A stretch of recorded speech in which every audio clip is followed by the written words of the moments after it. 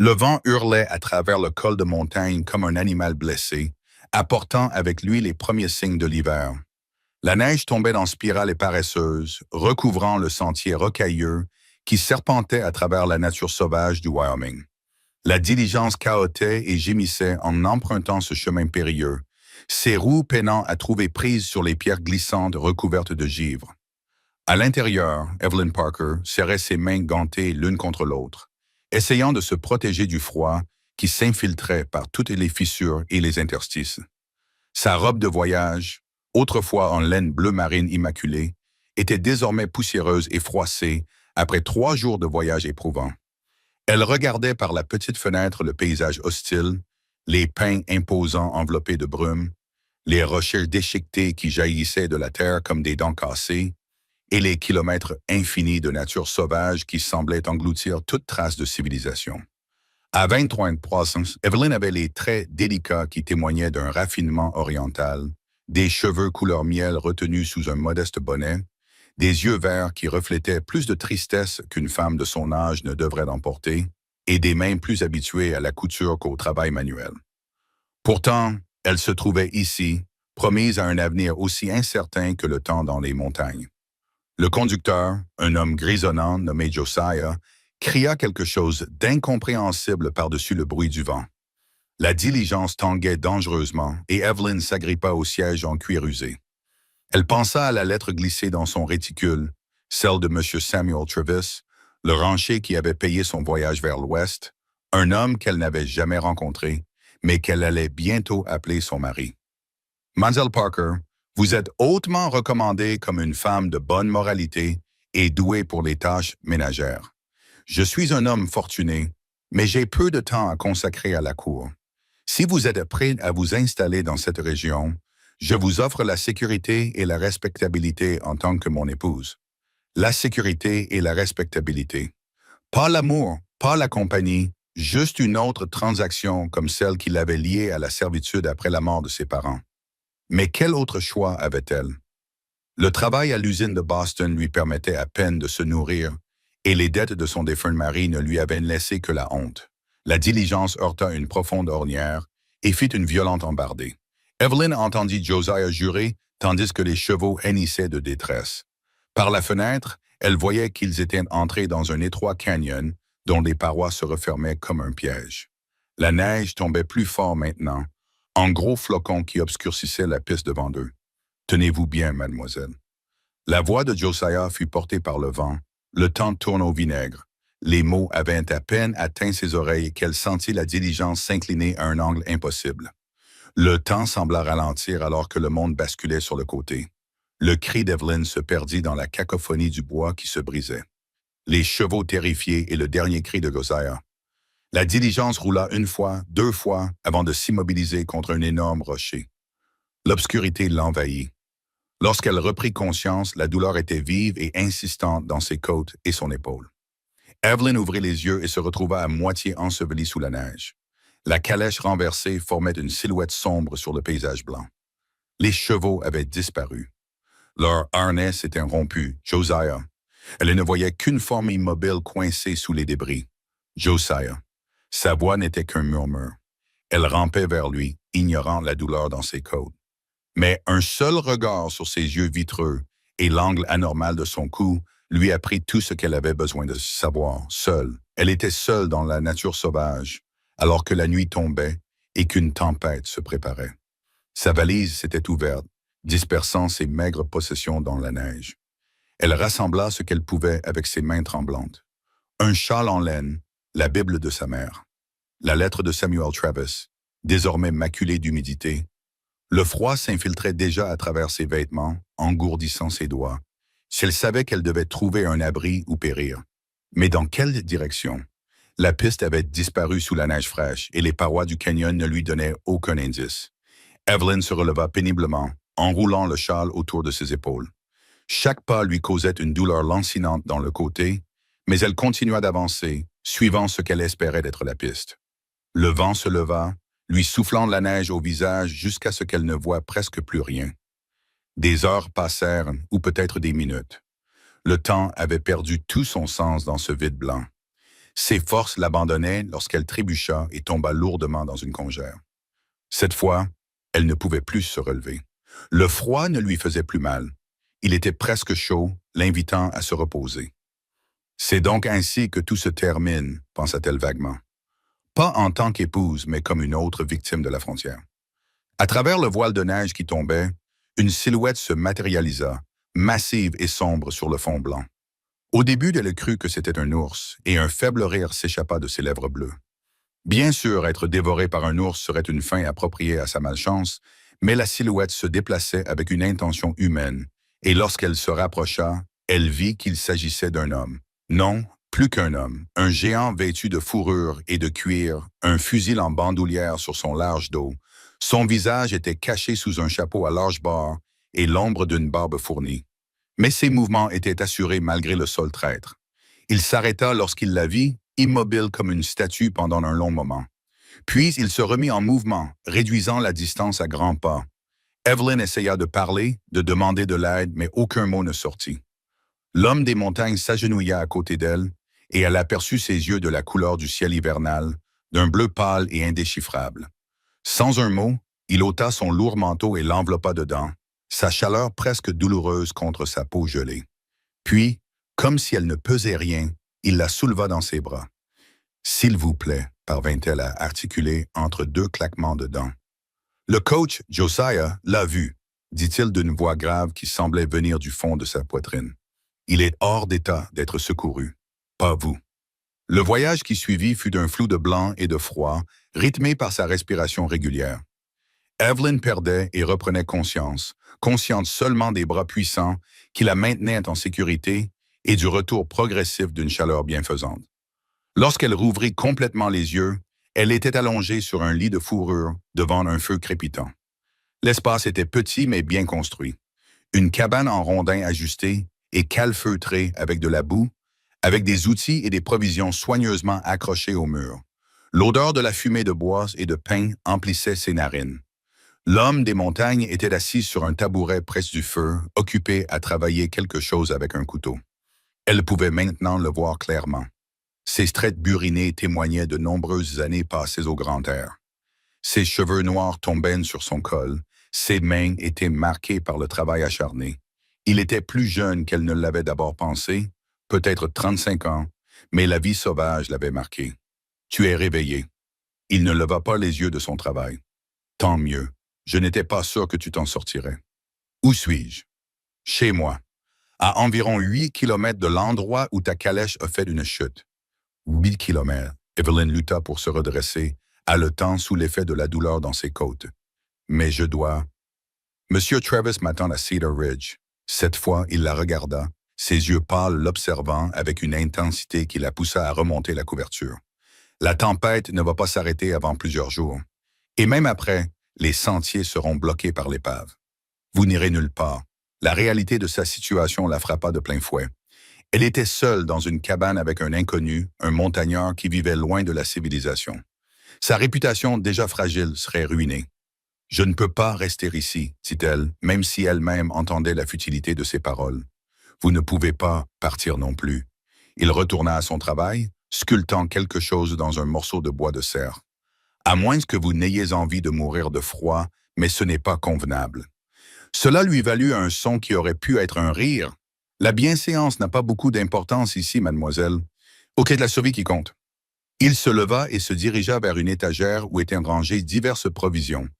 Elle remarqua qu'il boitait légèrement de la jambe gauche. Une vieille blessure, peut-être. Il revint avec une tasse en étain remplie d'un liquide fumant. « Tenez, dit-il en la lui tendant, des aiguilles de pin et de l'écorce de saule. Ça vous aidera à soulager la douleur. » Evelyn l'accepta avec gratitude en roulant ses mains autour du métal chaud. « Merci, Monsieur Colt. » Il se rassit sur son tabouret. Cold Harwood, Evelyn Parker. Elle but une gorgée de thé amer, sentant sa chaleur se répandre dans sa poitrine. « Je vous suis reconnaissante de votre aide, Monsieur Harwood. Je trouverai un moyen de vous remercier une fois arrivé en ville. » Ce n'est pas nécessaire. Il reporta son attention sur sa sculpture. Et il fait juste froid. Le monsieur est mort quelque part sur la piste Bozeman. Elle voulut lui demander ce qu'il voulait dire, mais quelque chose dans son ton l'en dissuada. Au lieu de cela, elle observa davantage son environnement. La cabane était spartiate mais propre. Tout était à sa place. Un fusil et un pistolet étaient accrochés près de la porte, ainsi que des pièges et des raquettes. Des pots étaient empilés dans un coin. Castor, renard, loup. C'était un homme qui vivait de son intelligence et de son fusil, aussi loin que possible de la civilisation. Vous êtes parfois trappeur, chasseur, guide quand le besoin s'en fait sentir. Il lui montra son travail, un bouton sculpté dans un bois de serre avec des détails complexes. Tout ce qui me permet de manger. Et vous vivez ici seul? Ses mains s'immobilisèrent un instant. Oui. Le silence s'étendit entre eux, rompu seulement par le crépitement du bois qui brûlait. Evelyn se surprit à lui jeter des regards furtifs. Cet étrange sauveur qui était apparu dans la tempête. Il y avait quelque chose dans son attitude qui trahissait une violence contenue. Un homme qui avait trop vu et qui avait choisi la solitude plutôt que la société. « Vous devriez vous reposer », dit-il finalement. « Vos côtes sont contusionnées, peut-être fracturées. Elles ont de vous faire mal pendant un certain temps. Comment le savez-vous? Je les ai senties quand je vous ai porté. J'ai eu assez de blessures pour reconnaître les signes. Elle aurait dû être mortifiée qu'il l'ait touchée, examinée, mais étrangement, elle ne l'était pas. Il lui avait sauvé la vie. La pudeur semblait d'un petit prix à payer. « La lettre, dit-elle soudain, en se souvenant, dans mes affaires. L'avez-vous trouvée? Vos affaires sont là. » Il fit un signe de tête vers un coin où se trouvaient les objets qu'il avait récupérés. « Ce que j'ai pu trouver, en tout cas. » Le cœur d'Evelyn se serra. Son trousseau, ses quelques livres précieux, tout avait été perdu dans la montagne. Tout ce qui restait de son ancienne vie était éparpillé dans la neige. « Je devais me marier, » dit-elle doucement. « Un mariage par correspondance. Monsieur Travis m'avait fait venir. » L'expression de Colt ne changea pas, mais quelque chose vacilla dans ses yeux. « Sam Travis, oui. Travis de Cedar Ridge. Vous le connaissez? Vous avez entendu parler de lui? » Son ton était soigneusement neutre. Il élève du bétail et a une certaine réputation. Quel genre de réputation? Il resta silencieux pendant un long moment, puis secoua la tête. « Ce n'est pas à moi de le dire. Vous vous ferez bientôt votre propre opinion. » Mais Evelyn entendit ce qu'il ne disait pas. Elle le vit dans le resserrement de sa mâchoire. Quelle que soit la réputation de Samuel Travis, elle n'était pas entièrement bonne. Je n'avais pas le choix. Elle s'entendit dire. « Mon mari est mort il y a 2 ans, ne me laissant que des dettes. Je travaille dans une usine, mais ce n'est pas une vie. Quand j'ai vu l'annonce de M. Travis, vous n'avez pas besoin de vous justifier, n'est-ce que bon? Vous devez me prendre pour une idiote, d'être venue dans l'Ouest pour épouser un inconnu. Je pense que vous survivez, comme tout le monde ici. » Il posa son couteau et s'approcha du feu pour l'entretenir pendant la nuit. « Dormez un peu. Le matin arrive tôt dans les montagnes. » Il sortit un sac de couchage d'un coffre et l'étendit près de la porte, aussi loin d'elle que le permettait le petit espace. Malgré son apparence rude, Evelyn ne manqua pas de remarquer ce geste. Colt Harwood lui témoignait plus de considération que beaucoup d'hommes civilisés, tandis qu'elle s'installait dans les fourrures chaudes, épuisée. Elle le regarda vérifier la lourde barre de la porte et tester les volets des fenêtres. Chaque mouvement était pratiqué, automatique, les rituels d'un homme qui avait appris à être toujours vigilant. « Colt, » dit-elle doucement, « merci de m'avoir sauvé. » Il s'arrêta à la porte, lui tournant le dos. « J'aurais fait la même chose pour n'importe qui. » Mais alors qu'il éteignait la lanterne et que la cabane était plongée dans l'obscurité éclairée par le feu, Evelyn se demanda si c'était vrai. Il y avait eu quelque chose dans ses yeux lorsqu'il l'avait trouvée dans la neige. Un éclair de reconnaissance peut-être, ou de parenté, une âme perdue en reconnaissant une autre. Dehors, la tempête faisait rage, les enfermant dans leur abri temporaire. Et quelque part dans l'obscurité lointaine, Samuel Travis attendait une mariée qui ne viendrait peut-être jamais. La première semaine s'écoula au rythme dicté par la nécessité et les exigences rigoureuses de la montagne. Chaque matin, Evelyn se réveillait et trouvait Colt déjà debout, attisant le feu et préparant des repas simples, généralement du jerky de chevreuil, des tacos durs et davantage de son thé médicinal. Ses côtes protestaient à chaque mouvement, mais elle refusait de rester inactive pendant qu'il travaillait. « Je peux aider », insista-t-elle le 3e jour, luttant pour s'asseoir malgré la douleur aiguë dans son flanc. Colt leva les yeux de son fusil qu'il était en train de nettoyer, l'air sceptique. Tu as besoin de guérir. J'ai besoin de me rendre utile. Je ne serai pas un fardeau. Quelque chose dans son ton dut le toucher, car il acquiesça lentement. Tu sais cuisiner? Bien sûr. Alors tu peux t'occuper de la marmite. Il faut surveiller le ragoût pendant que je vérifie les pièges. C'était une petite victoire, mais Evelyn l'accepta avec gratitude. Au fil des jours, elle trouva d'autres moyens de contribuer. Elle raccommodait ses vêtements avec des pointes de couture soignées, rangeait les provisions qu'il stockait pêle-mêle, entretenait le feu pendant son absence. Les tâches ménagères lui donnaient un but et l'aidaient à repousser l'anxiété liée à son avenir incertain. Colt était souvent absent pendant la journée, revenant avec des lapins, des ptarmigans ou parfois une cuisse de cerf. Il se déplaçait dans la forêt comme un fantôme, réalisa-t-elle en le regardant s'approcher par la fenêtre un après-midi. Même chargé de gibier, ses pas ne perturbaient presque pas la neige. Depuis combien de temps vivez-vous ici? Lui demanda-t-elle un soir alors qu'ils partageaient un repas de ragoût de lapin. 4 hivers seul? Oui, ses réponses laconiques l'avaient frustrée au début, mais elle apprenait à lire les silences entre ses mots. C'était un homme peu habitué à la conversation, qui mesurait ses paroles comme une denrée précieuse. Tu ne te sens pas seul? Il réfléchit à la question en marchant pensivement. La solitude est dans l'esprit. Les montagnes ont leur propre compagnie. Ce n'est pas une réponse, n'est-ce pas? Il croisa brièvement son regard avant de retourner à son repas. Les gens compliquent les choses. Les montagnes sont simples. Survivre ou ne pas survivre? Evelyn voulait insister, mais le tonnerre gronda au-dessus de leur tête, suivi du craquement du bois qui se fendait. Elle eut le souffle coupé lorsqu'une partie d'une branche de pin s'écrasa sur le toit, faisant trembler toute la cabane. Avant qu'elle n'ait pu réagir, Colt était déjà en mouvement. Il attrapa son manteau et sa hache et se dirigea vers la porte. « Reste à l'intérieur. Tu ne peux pas sortir par ce temps, le toit ne se réparera pas tout seul. » Et il disparut dans la tempête. Elle le regarda avec inquiétude à travers la fenêtre, alors qu'il grimpait sur le toit en pente, à peine visible à travers la neige qui tombait à gros flocons. Le vent hurlait, menaçant de l'emporter à chaque rafale. Lorsqu'un craquement plus fort retentit et que la cabane trembla, le cœur d'Evelyn bondit dans sa gorge. Incapable de supporter son impuissance, elle enfila son châle et sortit sur le porche. « Colt, descends avant de te tuer. » Elle le voyait à peine à travers le voile blanc, mais sa voix lui parvenait clairement. « J'ai presque fini. » Une autre fissure, plus forte que la précédente. Elle le vit glisser, se rattraper, puis glisser à nouveau. Sans réfléchir, Evelyn se précipita dans la tempête.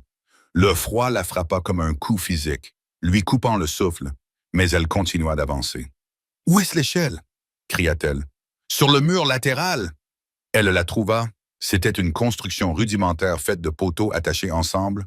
Elle la maintint fermement pendant qu'il descendait. Dès que ses bottes touchèrent le sol, elle lui saisit le bras. « Imbécile, tu aurais pu mourir. » Il la regarda.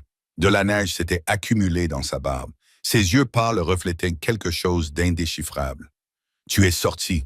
Bien sûr que je suis sorti. Je ne pouvais pas te laisser faire. » Elle s'arrêta, soudain consciente de la proximité entre eux, sa main toujours agrippée à sa manche.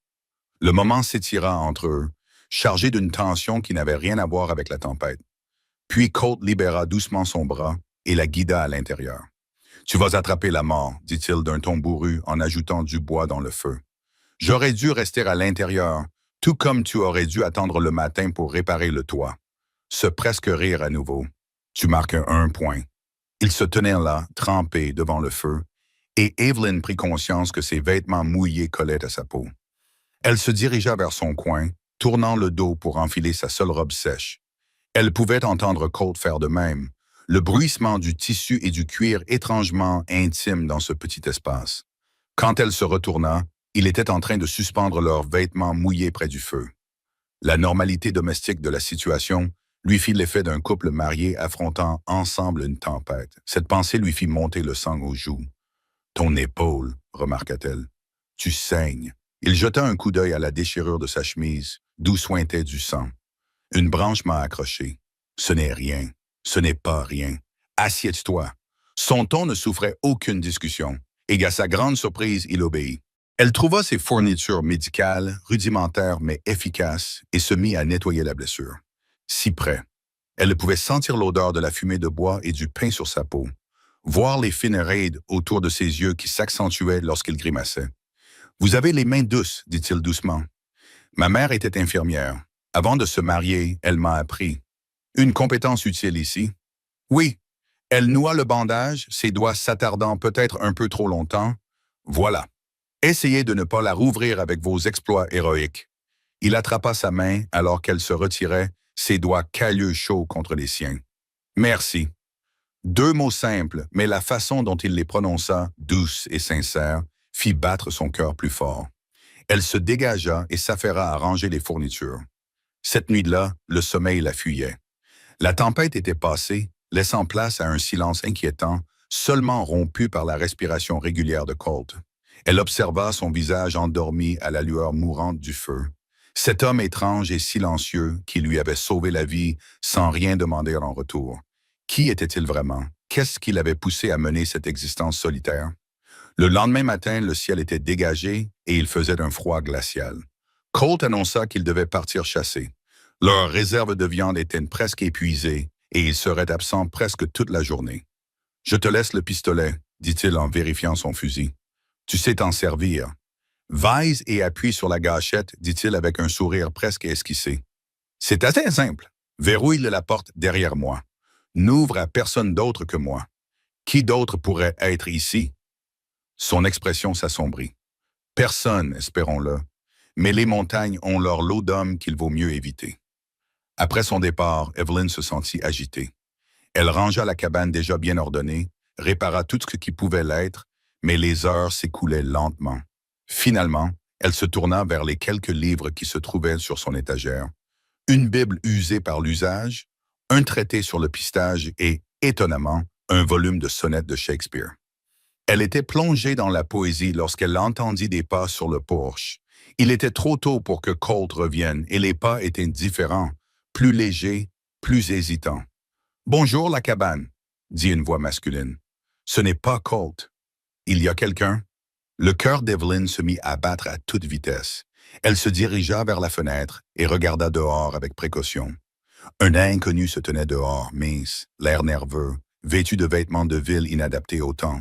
« S'il vous plaît, appela-t-il à nouveau, je suis perdu. J'ai juste besoin d'indications pour retourner à Cedar Ridge. » Cedar Ridge, où Samuel Travis l'attendait. Elle hésita, l'avertissement de Colt résonnant dans son esprit. Mais l'homme semblait inoffensif, frissonnant dans le froid. « Je ne peux pas ouvrir la porte, répondit-elle. Mais Cedar Ridge's East se trouve à environ 10 miles en suivant le ruisseau. Madame, dit l'homme en s'approchant. Madame, c'est vous? Êtes-vous Mademoiselle Parker? Monsieur Travis m'a envoyé vous chercher quand la diligence n'est pas arrivée. Son sang se glaça. Comment connaissez-vous mon nom? Il m'a montré votre photo. Il a dit que vous étiez sa fiancée. Toute la ville vous recherche. Un coup de fusil l'interrompit. L'homme poussa un cri et plongea sur le côté alors que l'écorce d'un arbre explosait à quelques centimètres de sa tête. Colt émergea de la forêt, arme au poing. Ça suffit. Hutchins, Harwood. L'homme, Hutchins recula précipitamment. Je ne savais pas. Travis m'a juste dit de trouver la femme. Maintenant que vous l'avez trouvée, vous allez oublier que vous l'avez trouvée. Je ne peux pas faire ça. Travis me paye bien. Colt actionna le levier du fusil, dont le bruit résonna dans l'air froid. Que vaut l'argent de Travis par rapport à votre vie? Hutchins pâlit. Vous n'oseriez pas. Vous êtes déjà recherché, alors je n'ai rien à perdre. Vraiment? La voix de Colt était d'un calme mortel. Tourne-toi. Va-t'en. Dis à Travis que les montagnes l'ont emporté, comme elles ont emporté le chauffeur. Il ne le croira pas. Fais-le croire. Pendant un instant, Evelyn crut que Hutchins allait continuer à discuter. Puis il se retourna et s'enfuit, trébuchant dans la neige dans sa hâte de s'échapper. Colt le regarda jusqu'à ce qu'il disparaisse, puis baissa son fusil. Quand il se retourna vers la cabane, Evelyn se tenait dans l'embrasure de la porte. « Tu n'as pas barricadé la porte. Tu as dit que personne d'autre que toi n'entrerait. Et si j'avais été tué, qu'est-ce qui se serait passé? Ça n'aurait pas eu d'importance. » Elle s'écarta pour le laisser entrer. « Qui es-tu vraiment? Pourquoi cet homme sait-il que tu es recherché? Colt posa son fusil près de la porte. Ses mouvements étaient délibérés. Tout le monde est recherché pour quelque chose. Non. Sa voix tremblait de colère soudaine. Ne détourne pas la conversation. J'ai vécu sous ton toit. Je t'ai confié ma vie. J'ai droit à la vérité. Il lui tourna le dos, chaque partie de son corps tendu. Finalement, il parla. J'ai été soldat, puis mercenaire. J'ai fait des choses dont je ne suis pas fier pour des hommes qui étaient pires que les ennemis qu'ils me payaient pour combattre. Quand j'ai finalement dit non, quand j'ai essayé d'arrêter quelque chose qui n'aurait pas dû être fait, il se tourna vers elle. Disons simplement que certains hommes puissants ont la mémoire longue et les poches bien remplies. Tu es une hors-la-loi aux yeux de certains, un mort en sursis aux yeux d'autres. Son sourire était amer. Tu te sens toujours en sécurité sous mon toit. Evelyn l'étudia. Cet homme qui l'avait sauvé, protégé, traité avec plus de gentillesse qu'elle n'en avait connu depuis des années. Oui, la surprise se refléta sur son visage. Tu es soit courageuse, soit stupide. Peut-être les deux. Elle s'approcha du feu, ayant besoin de sa chaleur. Cet homme dira à Travis où je suis. Oui, il viendra probablement me chercher. Puis Colt resta silencieux pendant un long moment. Alors tu devras choisir entre quoi? Entre la vie pour laquelle tu t'es engagé et qu'il a interrompu, serra-t-il les mâchoires. Et quoi? Insista-t-elle. Et rien. Travis est ton fiancé. Vous avez un accord. Un accord que j'ai conclu parce que je n'avais pas d'autre choix. Et qu'est-ce qui a changé? Vous avez toujours besoin de sécurité, d'un foyer, des choses que je ne peux pas vous offrir. Les mots restèrent suspendus entre eux, lourds de vérité tacite. Evelyn sentit les larmes lui monter aux yeux, de la frustration, de la peur et quelque chose d'autre qu'elle ne voulait pas nommer. Vous ne savez pas ce dont j'ai besoin, n'est-ce pas? Sa voix était rauque. Tu as besoin de plus qu'un ermite à moitié brisé vivant sur du temps emprunté. Tu mérites mieux que ça. Il désigna la cabane rudimentaire. Mieux que moi? Non. Et si je ne veux pas mieux? Et si je veux? Elle s'arrêta, les joues en feu. Que veux-tu? Il s'était approché sans qu'elle s'en aperçoive, sa présence remplissant le petit espace. Choisir pour moi-même, pour une fois dans ma vie. Choisir. Ils se tenaient face à face. L'air entre eux était chargé. Evelyn pouvait voir la guerre dans ses yeux. Le désir luttait contre l'honneur, le besoin contre la conscience.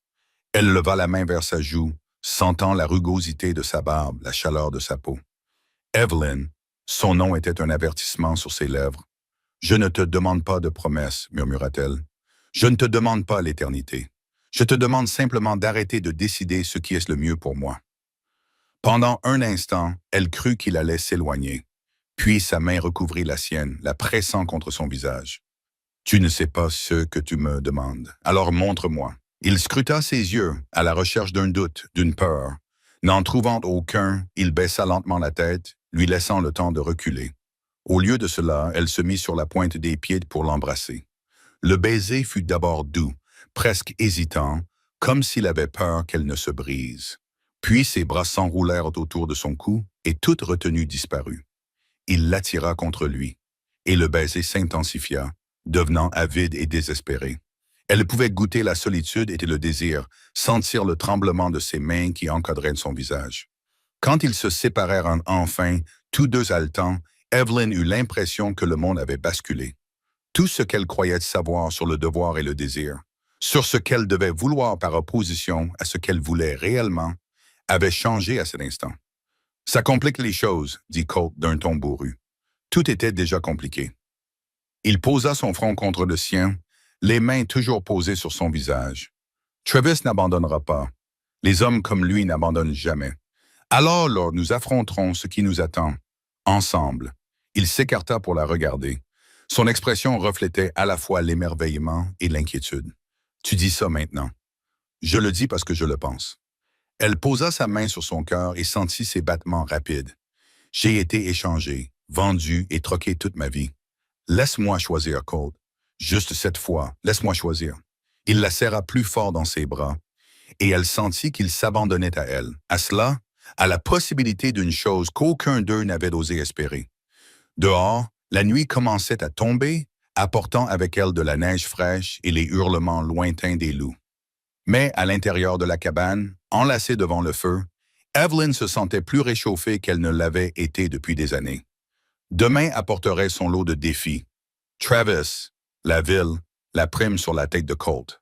Mais ce soir, elle avait fait son choix, et pour la première fois de sa vie, elle était exactement là où elle voulait être. Ce baiser avait tout changé et rien changé. Dans les jours qui suivirent, Colt se renferma sur lui-même comme un animal blessé, cherchant refuge. Il partait plus tôt chaque matin, rentrait plus tard chaque soir et parlait encore moins qu'avant. La chaleur qu'Evelyn avait entrevue dans ses yeux était cachée derrière des murs de distance qu'il s'était lui-même imposés. Elle essaya de combler le fossé par de petits gestes, une main sur son épaule lorsqu'elle lui servait le dîner, un doux bon appétit qui restait suspendu dans l'air, mais il restait obstinément distant. Ce rejet la blessait plus qu'elle ne voulait l'admettre. « Si tu regrettes de m'avoir embrassé, dis-le simplement. » Elle finit par craquer un soir, posant son assiette avec tant de force que la table en trembla. Il leva les yeux, surpris par sa véhémence. « Je ne le regrette pas. Alors pourquoi agis-tu comme si j'avais la peste? Parce que j'essaie de te protéger. » « De quoi? »« De toi. » Oui, ce simple mot avait le poids d'une montagne. Evelyn s'effondra sur la chaise en face de lui, luttant contre ses larmes de frustration. « Je ne suis pas sans verre, Colt. J'ai survécu à pire qu'un cœur brisé. » « Et toi? » Ses yeux pâles la transpercèrent. « As-tu survécu à voir quelqu'un qui t'était cher détruit à cause de ce que tu es? À cause du sang sur tes mains qui ne partira jamais? » La douleur brute dans sa voix la glaça. Glaça? Non. Il se leva brusquement, la chaise raclante le sol. « Tu veux savoir pourquoi je vis seul? Pourquoi je préfère ces montagnes aux gens? Parce que tous ceux que j'ai laissés entrer dans ma vie l'ont payé cher. » Il se dirigea vers la fenêtre, regardant la forêt qui s'assombrissait. Evelyn attendit, sentant que c'était une blessure qui avait besoin d'être pansée. « Elle s'appelait Margaret, dit-il doucement, la fille d'un médecin du Kansas, une fille douce et gentille qui voyait quelque chose qui valait la peine d'être sauvée chez un tueur à gages qui essayait de se racheter. Je pensais pouvoir tout laisser derrière moi, les meurtres, la réputation, prendre un nouveau départ. » Ses mains se crispèrent sur le rebord de la fenêtre. Mais les hommes comme moi n'ont pas droit à un nouveau départ. Le gang Baxter a découvert son existence et s'est servi d'elle pour me faire sortir de ma cachette. Quand je suis arrivé, il s'interrompit, incapable de continuer. Evelyn se leva et se plaça derrière lui, sans le toucher, mais suffisamment près pour qu'il sente sa présence. « Ce n'était pas ta faute, n'est-ce que pas? Je savais qui j'étais. Ce qui attend les hommes comme moi. » Mais je me suis laissé aller à croire. Il se tourna vers elle, le visage marqué par l'angoisse. « Je ne referai plus jamais ça. Je ne ferai plus jamais d'une femme innocente une cible. »« Je ne suis pas innocente, » dit Evelyn doucement. « Et moi non plus, Margaret. »« Non, acquiesça-t-il.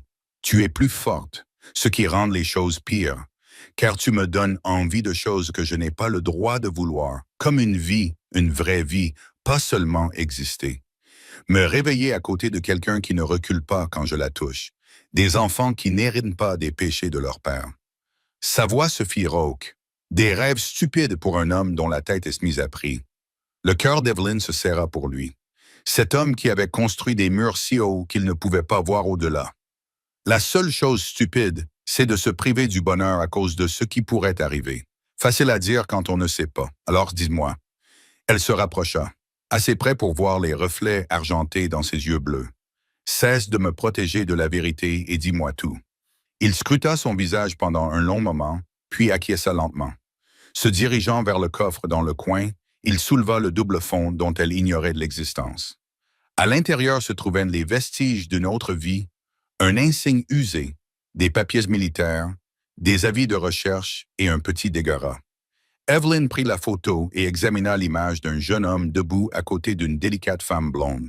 Même sur cette photo défraîchie, la douceur de Margaret transparaissait. « J'étais d'abord un soldat », commença Colt en s'installant dans son fauteuil. « J'ai combattu pendant la guerre civile, puis je suis resté pour les campagnes contre les Indiens. J'étais doué pour ça, trop doué. À la fin de mon engagement, des hommes sont venus m'offrir de l'or pour ces mêmes compétences. Il étala les avis de recherche sur la table. L'agence Pinkerton, les barons du chemin de fer, les rois du bétail, tous avaient besoin d'hommes prêts à faire ce que la loi ne pouvait ou ne voulait pas faire. Je me disais que je maintenais la paix. Mais en vérité, je n'étais qu'un tueur avec une sanction officielle. Evelyn examina les affiches. Meurtre, agression, vol. Les montants variaient. 500 $, 1000 $, 5000 $ pour l'une. Elles sont toutes pour vous. Différents noms, mais oui, quand on se fait des ennemis parmi les hommes puissants, ils trouvent le moyen de faire de vous un criminel. Qu'est-ce qui vous a poussé à arrêter? Il serra les mâchoires. Jacob Thornton, un magnat des chemins de fer, m'avait engagé pour expulser des squatteurs de ses terres, disait-il. Sauf que ce n'étaient pas des squatteurs. C'étaient des fermiers qui avaient des titres de propriété légaux. Des familles qui travaillaient cette terre depuis des années. Quand je l'ai découvert, je l'ai confronté. Il a touché l'une des affiches, celle qui offrait 5000 $. Il a ri. Il a dit que la loi était ce que des hommes comme lui décidaient qu'elle était. Il m'a ordonné de les brûler quand même. Le regard de Colt s'est perdu dans le lointain. J'ai refusé. Il a envoyé d'autres hommes pour le faire. Des femmes et des enfants sont morts dans ces incendies. Mon Dieu, a soufflé Evelyn. J'ai traqué les hommes qui avaient fait ça. Jusqu'au dernier. Puis je me suis occupé de Thornton lui-même. J'ai failli l'avoir aussi, mais ses gardes du corps ont été plus rapides. Il a montré sa jambe gauche, celle qu'il préférait. J'ai pris une balle qui m'a presque estropié. Je serais mort si un vieux trappeur ne m'avait pas trouvé. Il m'a amené ici pour me soigner. Margaret l'a rencontré pendant que je me remettais au Kansas, essayant de disparaître. Pendant quelques mois, j'ai presque cru que je pouvais y arriver. Sa voix est devenue amère. Les Baxters étaient des amis de Thornton. Le reste, vous le savez, Evelyn a tout absorbé. La violence, la perte, le poids écrasant de la culpabilité qu'il portait. Une autre femme aurait pu être horrifiée, mais elle avait vu trop de cruauté dans le monde pour juger un homme qui se battait contre elle.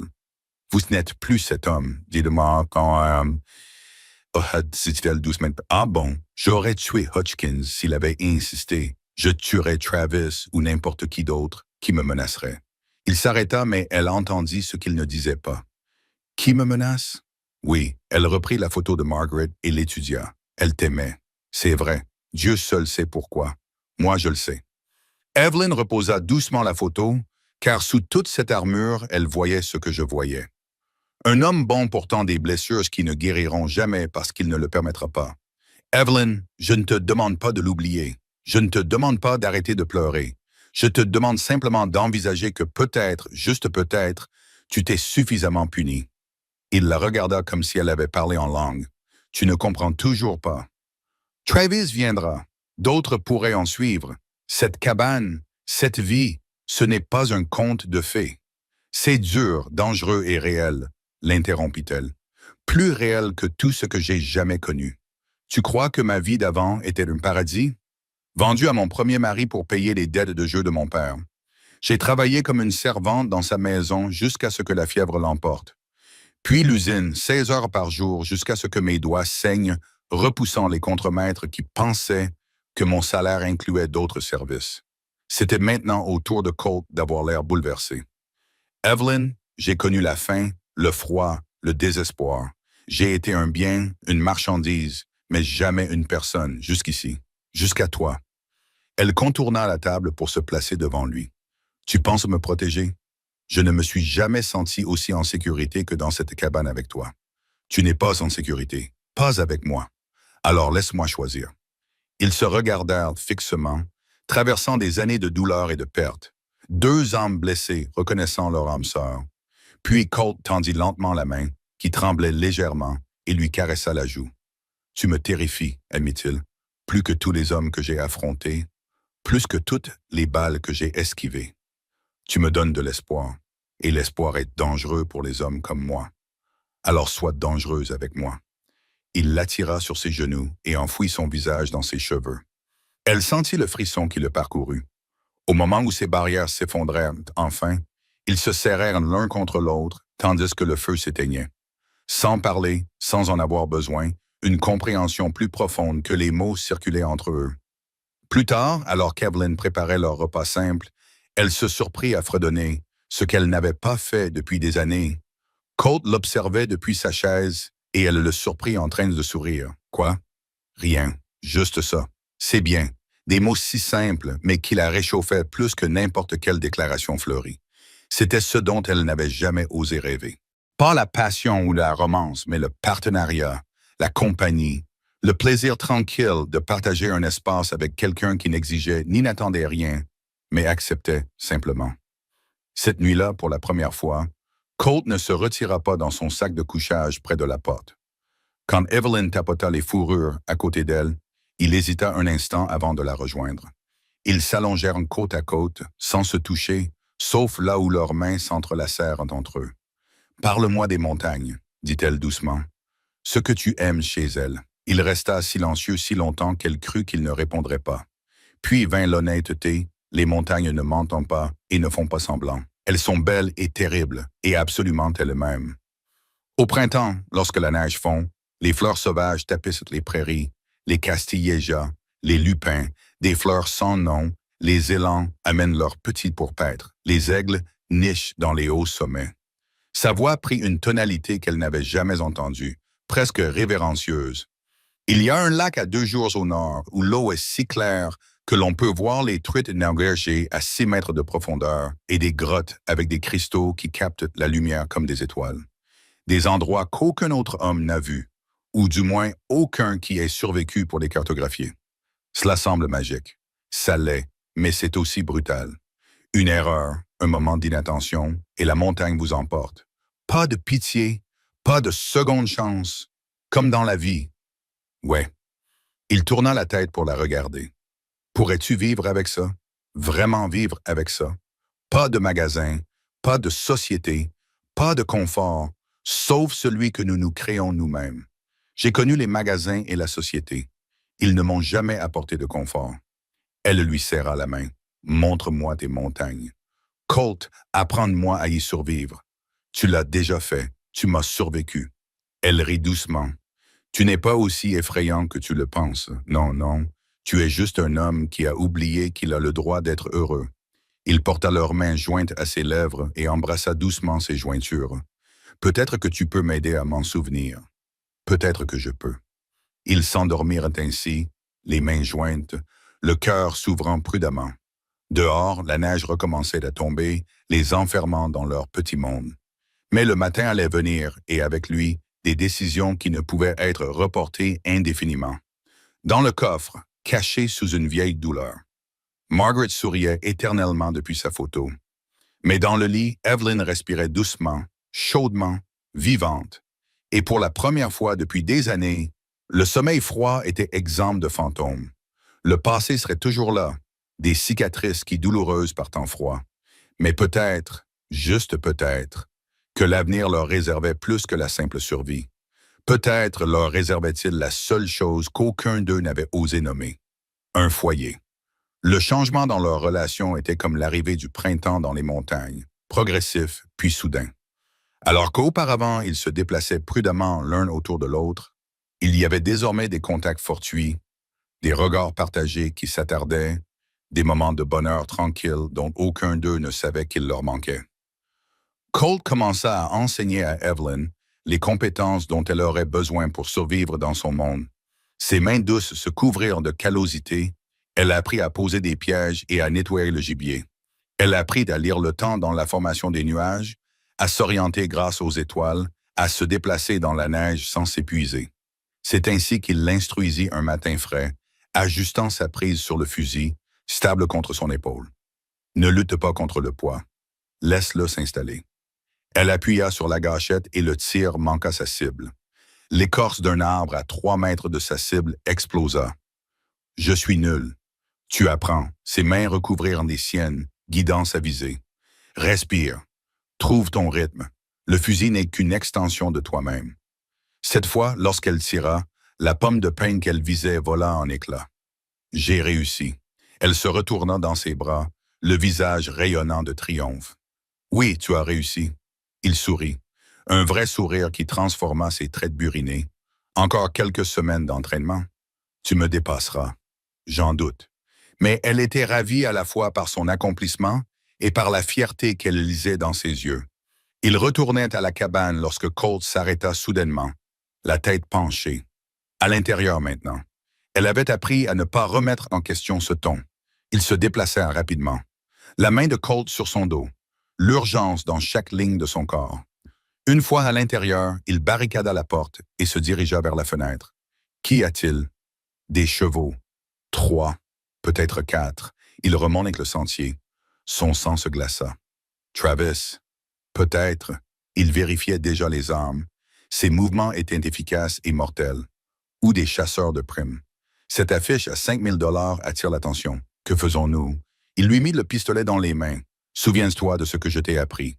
Si quelqu'un d'autre que moi franchit cette porte, Colt? Non. Nous affronterons cela ensemble. Pas cette fois. Il prit son visage entre ses mains et l'embrassa fougueusement. Je ne les laisserai pas t'emmener. Quoi qu'il arrive, reste à l'intérieur. Promets-le-moi. Je ne peux pas. Promets-le-moi, Evelyn. Le désespoir dans sa voix eut raison de ses protestations. Je te le promets, il était parti avant qu'elle n'ait pu en dire plus, se glissant par une porte dérobée dont elle ignorait l'existence. Evelyn se précipita vers la fenêtre, le cœur battant, et le regarda disparaître dans les arbres. Quelques minutes plus tard, les cavaliers apparurent, 4 hommes au visage dur et bien armés. Elle reconnut l'un d'entre eux, qu'elle avait vu en ville, mais dont elle ne se souvenait plus du nom. Ils mirent pied à terre avec prudence, armes à la main. « Harwood », appela le chef. « Colt Harwood, nous savons que vous êtes ça. Sortez pacifiquement et personne ne sera blessé. » Le silence leur répondit. Les hommes échangèrent des regards, puis se déployèrent pour encercler la cabane. « Nous savons pour la fée », cria un autre, « la jolie petite chose de la diligence accidentée. Livrez-la nous avec vous-même, et nous pourrons peut-être trouver un arrangement. » Les mains d'Evelyn se crispèrent sur le pistolet. À travers la fenêtre, elle aperçut un mouvement dans les arbres. Colt tournait en rond comme un loup. Les chasseurs ne le voyaient pas. Dernière chance. Harwood. On entre. Le chef s'approcha de la porte et Evelyn leva son arme, prête à défendre leur maison. Mais avant qu'il ne puisse l'atteindre, un coup de feu retentit. Son chapeau s'envola et il plongea pour se mettre à l'abri. C'est assez proche. La voix de Colt venait de partout et de nulle part. Tournez-vous immédiatement. Dernier avertissement. Nous sommes 4. Vous êtes seul, le chef répondit, essayant de localiser Colt. J'aime ses chances. Ce sera votre enterrement. Ce qui suivit était différent de tout ce qu'Evelyn avait vu auparavant. Colt se déplaçait dans la forêt comme un fantôme. Jamais 2 fois au même endroit. Ses tirs étaient précis, méthodiques. Un coup de feu ici, un autre là. Jamais mortel, mais toujours incapacitant. Les chasseurs de primes tiraient à tout va dans les arbres, ne touchant que l'écorce et la neige. En quelques minutes, tout était terminé. 3 hommes gisaient dans la neige en gémissant, tandis que le 4e, le chef, se tenait debout, le fusil de Colt pointé sur lui. « Vous faites une erreur », dit l'homme en serrant sa main ensanglantée. « La prime va augmenter, 10 000 $ au printemps. Toutes les armes du territoire se mettront à sa recherche. Qu'ils viennent. » Colt sortit des arbres et Evelyn eut le souffle coupé. Du sang coulait le long de son bras gauche, tachant la neige sous lui. « Mais vous ne serez pas parmi eux. Vous ne pouvez pas tous nous tuer. Nous nous rendons. » Bien, le sourire de Colt était froid. « Alors vous pouvez transmettre un message. Dites à celui qui vous a envoyé que Colt Harwood a fini de fuir. Si quelqu'un vient me chercher ou chercher les miens, je peindrai ces montagnes en rouge. C'est clair. » L'homme acquiesça frénétiquement. « C'est clair. Prenez vos hommes et partez. Laissez les armes. » Ils s'éloignèrent en boitant, se soutenant mutuellement, laissant des fusils et des pistolets éparpillés dans la neige. Colt les regarda jusqu'à ce qu'ils disparaissent de sa vue, puis ses genoux se dérobèrent sous lui. « Colt! » Evelyn jaillit de la cabane et le rattrapa alors qu'il tombait. « Tu es blessé. Ce n'est qu'une égratignure. » Mais son visage était pâle et le sang imprégnait sa manche à une vitesse alarmante. Elle l'aida à rentrer, mettant en pratique sa formation au premier secours. La balle avait traversé la chair de son bras. C'était douloureux, mais pas mortel si la plaie était propre. Elle travailla en silence, nettoyant et bandant la blessure tandis qu'il restait assis, stoïque. « Tu avais promis de rester à l'intérieur, dit-il lorsqu'elle eut terminé. Tu avais promis de ne pas te faire tirer dessus. Vraiment? » C'était implicite. Elle fixa le bandage de ses mains tremblantes. « Ne refais jamais ça. Je ne peux pas te le promettre. » Colt, ils continueront à venir. Evelyn, cet homme avait raison. La prime en attirera d'autres. Et finalement, il attrapa ses mains. Tu devrais partir. Très bien, Travis. Achève ton contrat. Ce n'est pas un homme bien, mais il ne te fera pas tuer. Arrête.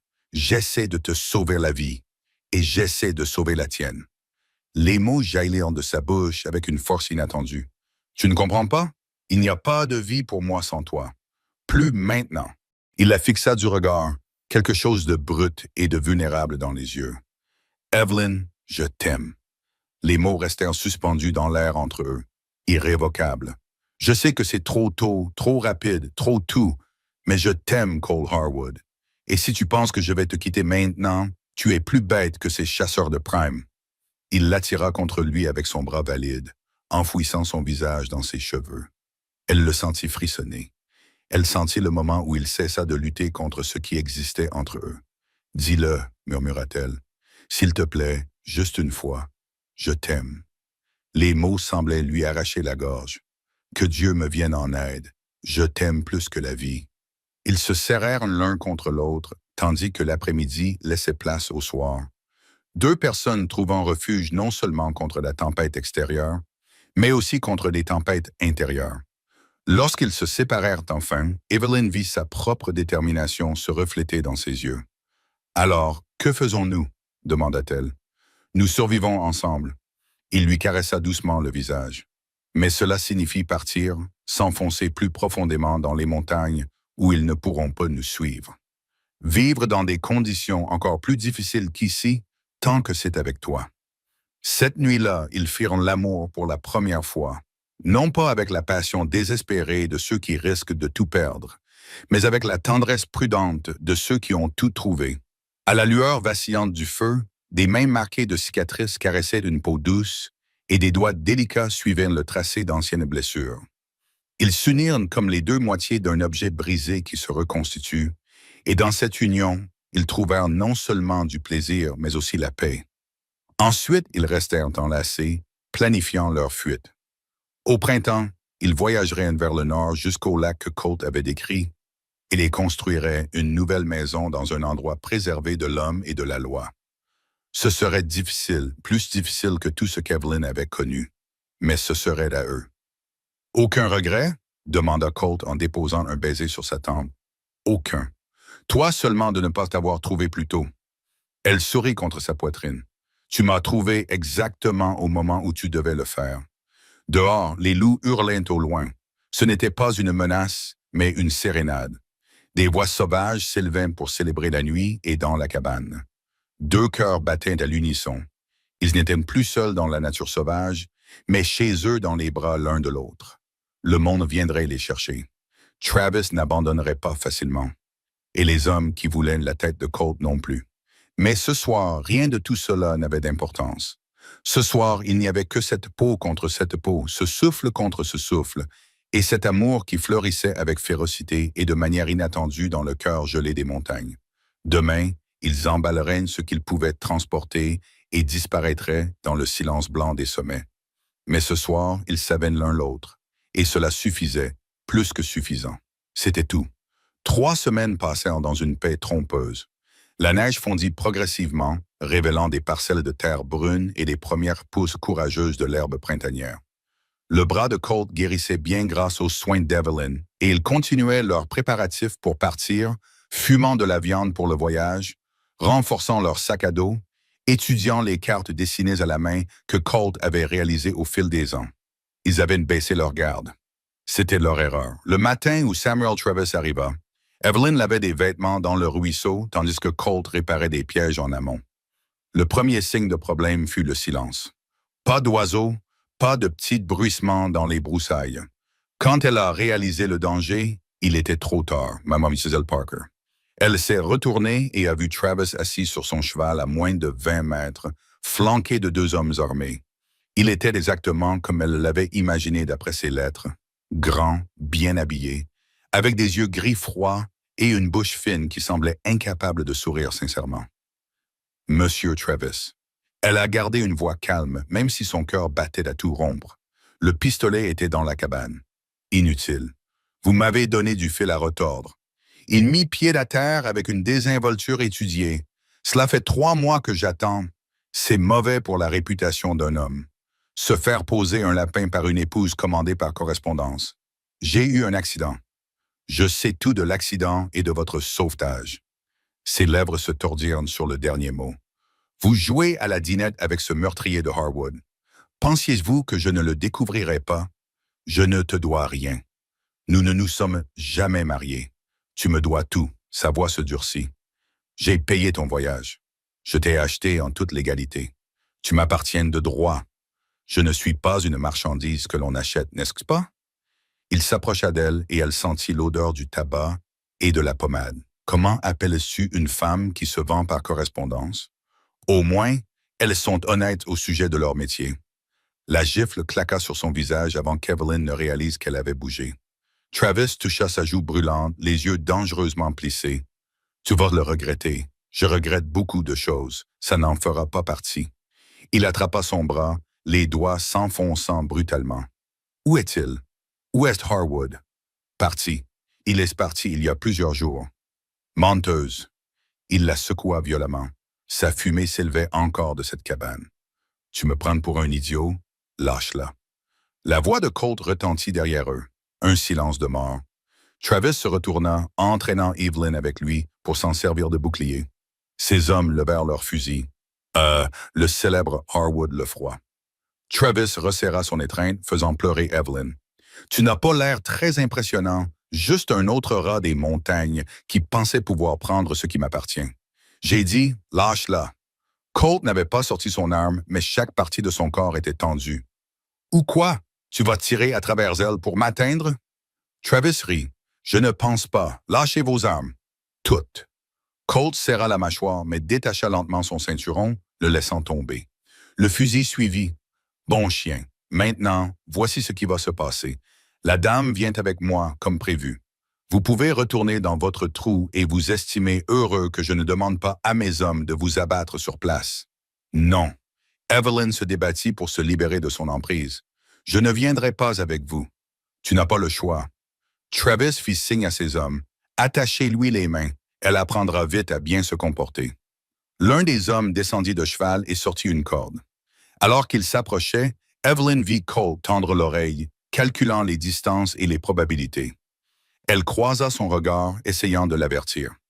2 fusils étaient pointés sur lui. Il serait mort avant d'avoir fait 3 pas. « Ne fais pas ça, dit-elle doucement. Je t'en prie. » La corde lui entaillait les poignets tandis que l'homme les liait. Travis la traîna vers son cheval et elle trébucha, poussant un cri lorsque sa cheville se tordit. Ce petit cri de douleur fit perdre son sang-froid à Colt. Il se précipita vers l'avant avec une rapidité incroyable pour un homme de sa corpulence, mais pas assez rapide. La crosse du fusil le frappa à la tempe, le faisant tomber à genoux. Du sang coulait sur son visage tandis qu'il luttait pour se relever. Non.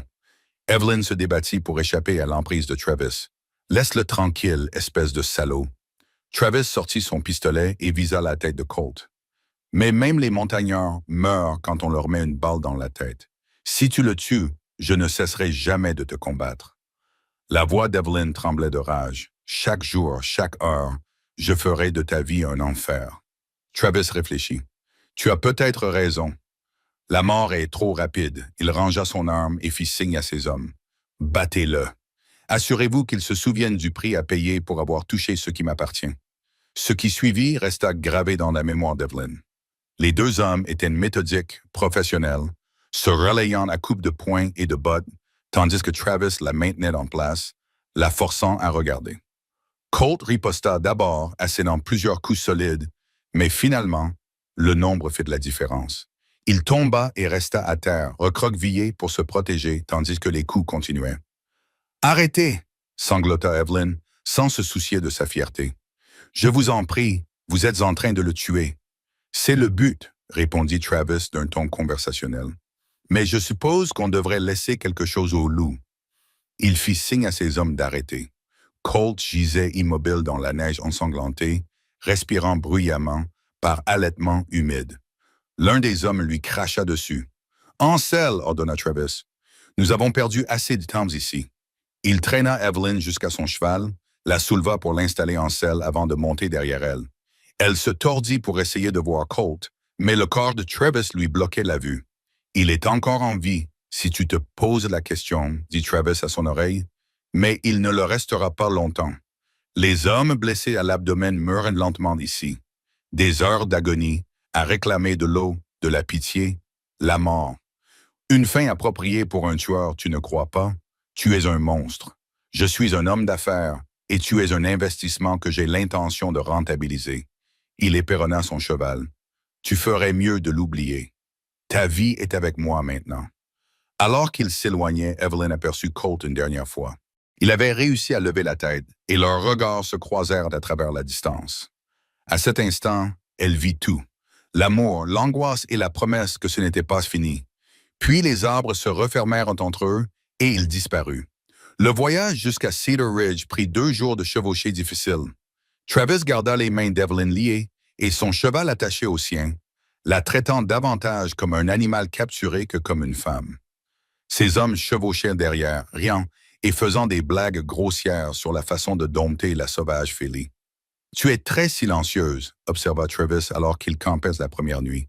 « Tu pleures ton amant mort. » Il n'est pas mort. Si les coups ne l'ont pas tué, la balle dans le ventre l'a fait. Si ce n'était pas le cas, le froid a achevé son œuvre. Accepte-le. Colt Harwood est de la nourriture pour les vautours. Mais Evelyn savait que ce n'était pas vrai. Elle avait vu Colt bouger pendant qu'il le frappait, protégeant ses organes vitaux. Le sang provenait de coupures et d'ecchymoses, pas d'une blessure mortelle. La cruauté de Travis l'avait rendu négligent, trop impatient de torturer plutôt que de s'assurer d'une mort certaine. Colt était vivant, elle devait y croire. Cedar Ridge apparut à l'horizon au coucher du soleil le 2e jour. Une ville tentaculaire qui s'était enrichie grâce à l'argent du bétail et à la spéculation ferroviaire. Le ranch de Travis se trouvait juste au-delà, une exploitation gigantesque avec une maison principale qui ressemblait davantage à un manoir de plantation qu'à une maison de frontière. « Bienvenue dans votre nouvelle vie, » dit Travis alors qu'il franchissait les portes. « Je suis sûr que vous la trouverez plus confortable que cette cabane dans les montagnes. » La maison était en effet luxueuse, sols cirés, lustres en cristal, meubles importés de l'Est, mais les fenêtres étaient munies de barreaux. Evelyn le remarqua, et les domestiques qui les accueillirent avaient l'air abattus, comme des prisonniers. « Votre chambre, » dit Travis en lui montrant une chambre bien aménagée au 2e étage. « Tu trouveras des vêtements appropriés dans l'armoire. Brûle ceux que tu portes, ils sentent son odeur. » Non, il la gifla avec désinvolture, lui fendant la lèvre. « Première leçon, tu ne me dis jamais non. » Elle toucha sa bouche ensanglantée, elle sentit le goût du sang. « Il y aura des comptes à régler pour ça. »« De la part de qui? »« Ton montagnard mort. » Il rit. « Tu es à moi maintenant, Evelyn, légalement et en bonne et due forme. Dès que nous aurons prononcé les mots. Le pasteur sera là demain.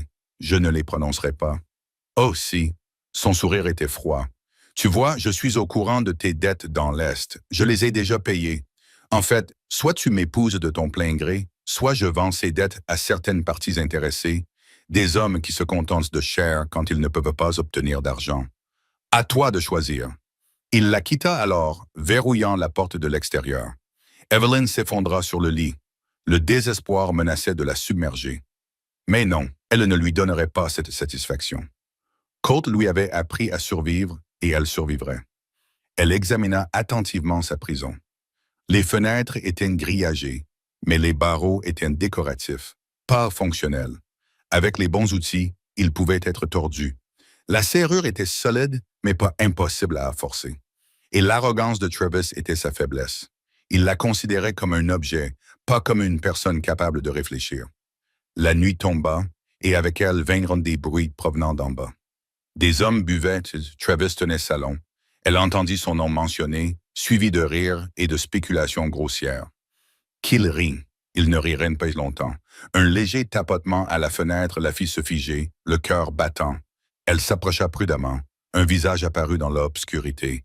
Maria, l'une des servantes mexicaines qui l'avait aidée à se laver plus tôt. « C'est Nora. » La femme murmura à travers la vitre. « Vous êtes la femme de Say Norcott. » Evelyn acquiesça, n'osant pas parler. « Il est vivant. » Mon cousin l'a vu en ville poser des questions. Il vient vous chercher. La joie et la terreur se disputaient dans la poitrine d'Evelyn. Quand? Bientôt. Soyez prête. Maria lui tendit quelque chose à travers les barreaux, un petit couteau pour la serrure, au besoin. Puis elle disparut, laissant Evelyn serrer dans ses mains la preuve que Hope était en vie. Colt allait venir. Elle devait juste survivre jusqu'à son arrivée. Le lendemain matin, Travis lui présenta une robe de mariée. De la soie blanche et de la dentelle, magnifique et répugnante. Portez-la de votre plein gré ou mes hommes vous habilleront eux-mêmes. Elle l'enfilait, cachant le couteau de Maria dans le corsage. Qu'il la croie brisée, qu'il croit qu'il avait gagné. Le pasteur arriva à midi, un homme mince et nerveux qui refusait de croiser le regard d'Evelyn. Ils se rassemblèrent dans le salon. Les hommes de Travis servaient de témoins. La cérémonie commença. Les mots coulaient comme du poison. « Samuel, voulez-vous prendre cette femme pour épouse? » Un coup de feu brisa la fenêtre, abattant l'un des hommes de Travis.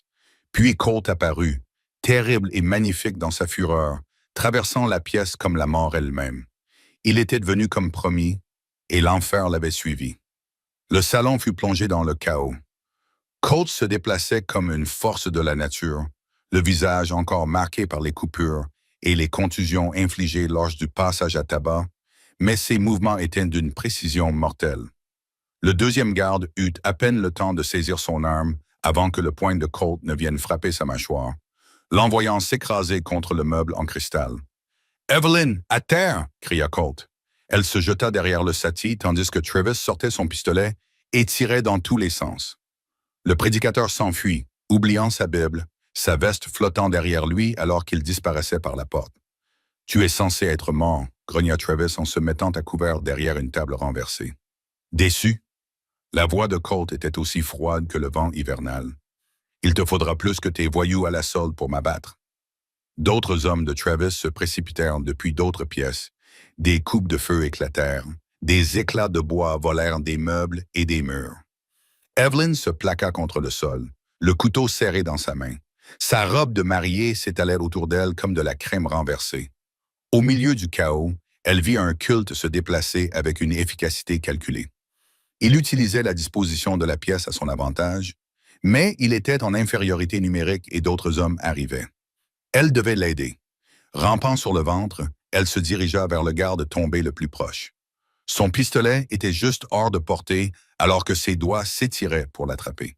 Une botte s'abattit violemment sur son poignet. « Tu vas quelque part, marié? » Travis la tira par les cheveux et appuya son arme contre sa tempe. « Harwood, montre-toi où je repeins les murs avec sa cervelle. » Les coupes de feu cessèrent. Colt émergea de derrière un pilier, du sang coulant de sa chemise à travers une blessure récente. Son regard croisa celui d'Evelyn. Elle le vit calculer les probabilités, les distances, les chances. « Lâche-la, Travis. C'est entre nous. Il n'y a rien entre nous. Tu n'es rien. Un tueur à gages. Un rat des montagnes qui pensait pouvoir voler ses supérieurs. » Travis resserra son étreinte, faisant allaiter Evelyn. « Lâche ton arme. »« Non, » dit Evelyn. « Il nous tuera tous les deux de toute façon. Tais-toi. » Travis la frappa avec son pistolet, lui ouvrant une entaille sur la joue. Ce fut son erreur. Dès que son arme s'éloigna de sa tête, Evelyn enfonça le couteau caché dans sa cuisse. Travis hurla, relâchant son étreinte. Elle se dégagea tandis que Colt lui tirait dans l'épaule, le faisant tournoyer. « Cours !» Colt lui saisit la main et l'entraîna vers la porte. Ils se précipitèrent dehors et trouvèrent le ranch en proie au chaos. Maria et les autres domestiques avaient ouvert le corral, laissant les chevaux et le bétail se déchaîner dans le domaine. Les ouvriers du ranch couraient dans tous les sens, essayant de rétablir l'ordre. Un cheval scellé se trouvait à proximité, le dernier cadeau de Maria. Colt a aidé Evelyn à monter, puis s'est hissé derrière elle. Des coupes de feu ont retenti alors qu'ils franchissaient les portes au galop, mais la confusion a joué en leur faveur. Ils ont chevauché toute la nuit, changeant plusieurs fois de direction pour semer leurs poursuivants lorsque le cheval a commencé à trébucher. Colt les a guidés vers un ravin où une petite source jaillissait entre les rochers.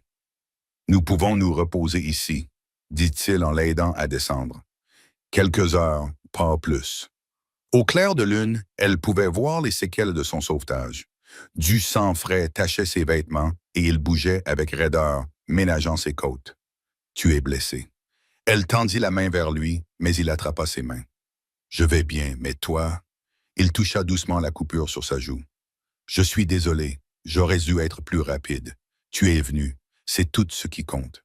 Elle se blottit contre lui, le sentant solide et réel. Je savais que tu viendrais. Travis s'était trompé sur un point, dit-il dans ses cheveux. Ils m'ont tiré dessus, mais pas dans le ventre. Dans le côté. Ils ont raté tous les organes vitaux. Comment as-tu survécu? Comment m'as-tu trouvé?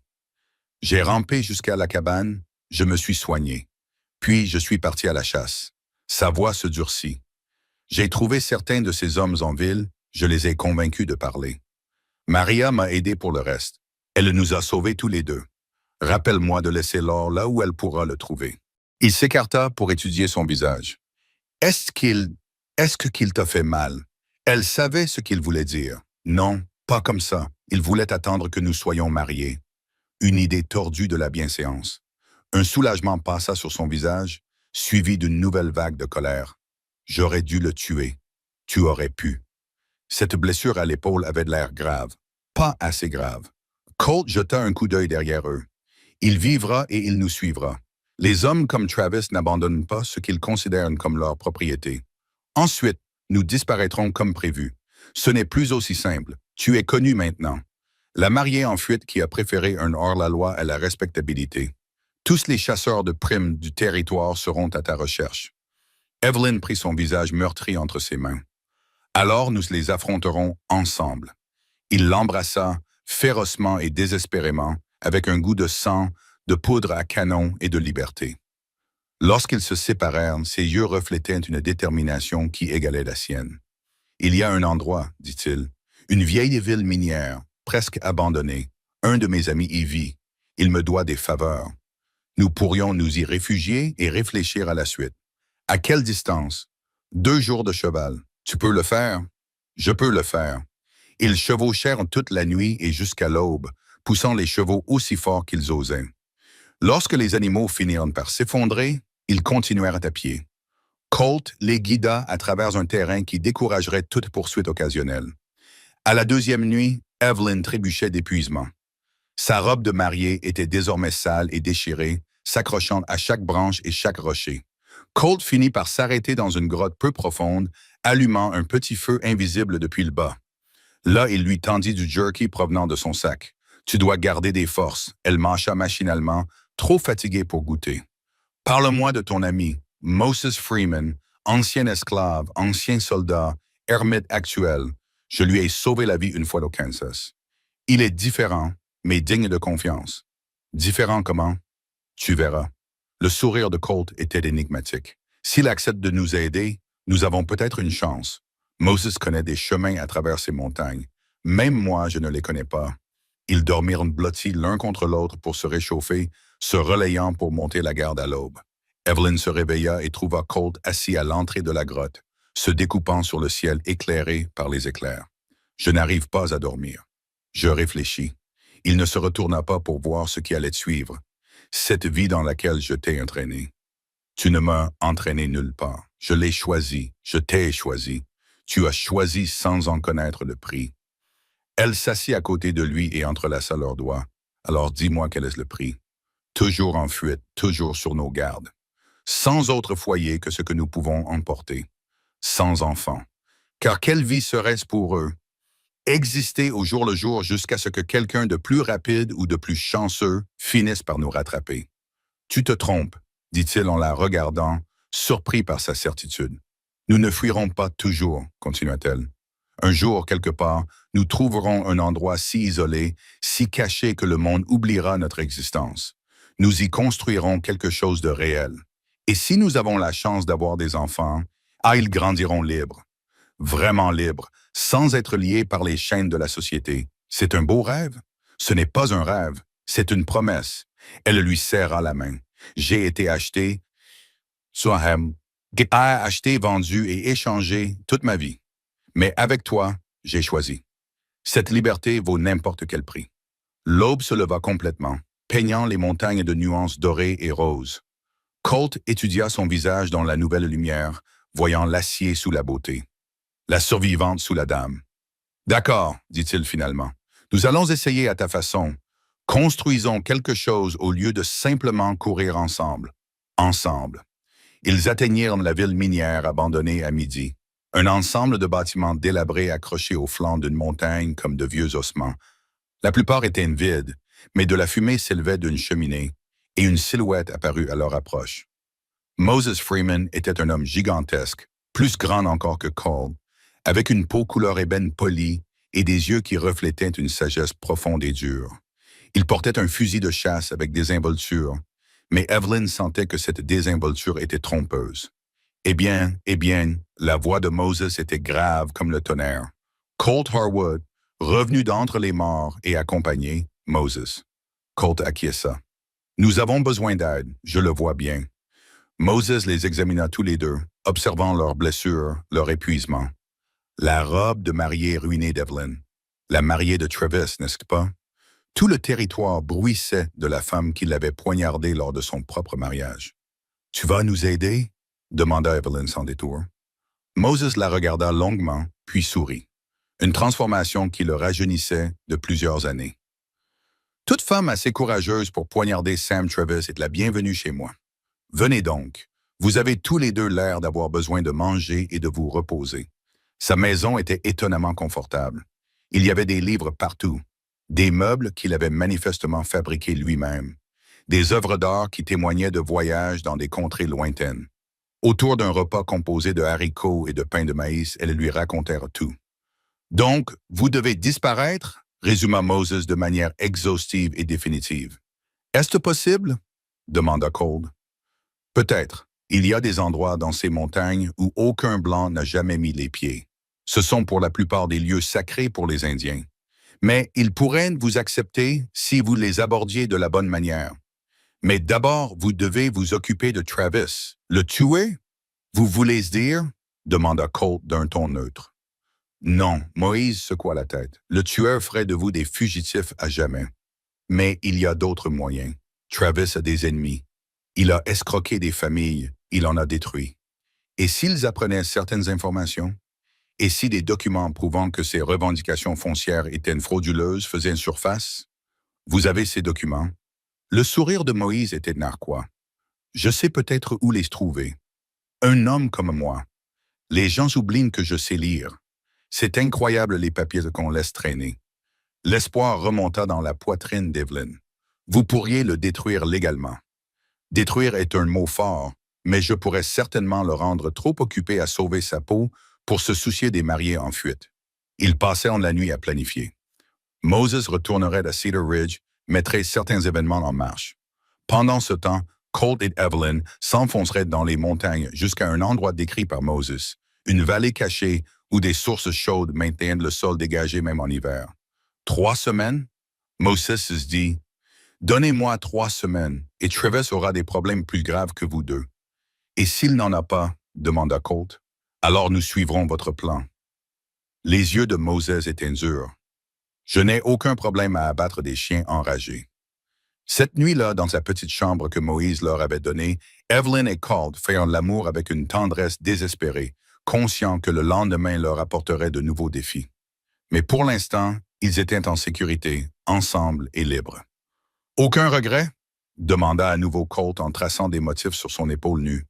« Un seul, admit-elle. »« Lequel? » »« J'aurais aimé poignarder Travis à un endroit plus permanent. Son rire, rare et sincère, emplit l'obscurité.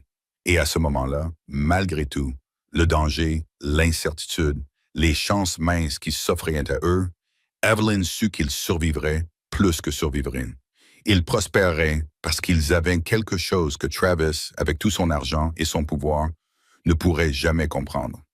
Ils s'étaient choisis l'un l'autre, et ce choix, cette liberté, valait la peine de se battre. La vallée cachée décrite par Moïse se trouvait à 2 jours de marche plus loin dans les montagnes. On y accédait par un canyon étroit qui semblait infranchissable jusqu'à ce que Colt lui montre l'ancien sentier creusé dans la paroi rocheuse. Ils menèrent prudemment leurs nouveaux chevaux, cadeaux de Moïse, le long de corniches à peine assez larges pour passer en file indienne. La brume d'une cascade les trempait jusqu'aux os. Lorsqu'ils émergèrent enfin de l'autre côté, Evelyn eut le souffle coupé. La vallée s'étendait devant eux comme un Éden secret. La vapeur s'élevait des sources chaudes qui maintenaient des parcelles d'herbes vertes malgré la neige persistante. Un petit lac reflétait le ciel et des grottes parsemaient les falaises, promettant un abri. C'est magnifique, murmura-t-elle. Et facile à défendre, ajouta Colt, toujours pragmatique. Une seule entrée, une bonne visibilité, de l'eau fraîche. Nous pouvons tenir ici si nécessaire. Ils installèrent leur campement dans l'une des plus grandes grottes, dont l'entrée était orientée vers l'est pour profiter du soleil matinal. L'intérieur était sec et spacieux, avec une cheminée naturelle qui évacuait la fumée. Les occupants précédents, probablement des Indiens, avaient laissé des foyers et même quelques récipients en argile. Pendant que le culte sécurisait leurs provisions et leurs armes, Evelyn explora leur nouvelle demeure. Les sources chaudes allaient de brûlantes à simplement tièdes, et elle ne put résister à l'envie d'ôter ses vêtements usés par le voyage pour se plonger dans l'un des bassins les plus frais. L'eau riche en minéraux apaisait des douleurs dont elle n'avait pas conscience. « Tu t'amuses bien ?» La voix de Colt était amusée. Elle se retourna et le vit qui l'observait depuis les rochers, l'air plus doux qu'elle ne l'avait jamais vu. « Rejoins-moi. » Il hésita. Même maintenant, après tout ce qui s'était passé, une certaine timidité subsistait entre eux à la lumière du jour. Puis, il mit de côté son ceinturon et fit ce qu'elle lui demandait, poussant un sifflement lorsque l'eau chaude toucha ses blessures encore en cours de guérison. Ils se détendirent dans un silence confortable. La vapeur créait un monde privé autour d'eux. Evelyn examina ses cicatrices. Elles étaient nombreuses, chacune racontant une histoire de violence, de survie. Elle en suivit une sur ses côtes, le sentant se crisper, puis se détendre sous son toucher. « Serons-nous un jour vraiment en sécurité ?» demanda-t-elle doucement. « La sécurité est relative ici. » Il lui prit la main et embrassa sa paume, mais plus en sécurité qu'avant. Moses est intelligent. Si quelqu'un peut neutraliser Travis sans effusion de sang, c'est bien lui. Et s'il n'y parvient pas, les yeux de Colt se durcirent. Alors je finirai ce que Travis a commencé. Cette nuit-là, ils préparèrent leur premier repas dans leur nouvelle maison. Colt avait attrapé des oignons sauvages dans son piège. Evelyn avait trouvé le dernier morceau de pain de maïs de Moses. Tout semblait presque normal, domestique, même si elle ignorait le fusil à portée de main et la façon dont Colt se positionnait pour surveiller l'entrée. Les jours passèrent dans une routine tranquille. Colt chassait et améliorait leur défense, tandis qu'Evelyn cueillait des plantes comestibles et organisait leur espace de vie. Elle découvrit que les Indiens avaient laissé plus que des cercles de feu. Des symboles peints recouvraient une paroi de la grotte, et des caches secrètes contenaient des outils et des conserves. « Ils voudront les récupérer », dit-elle en montrant à Colt une couverture en peau magnifiquement travaillée.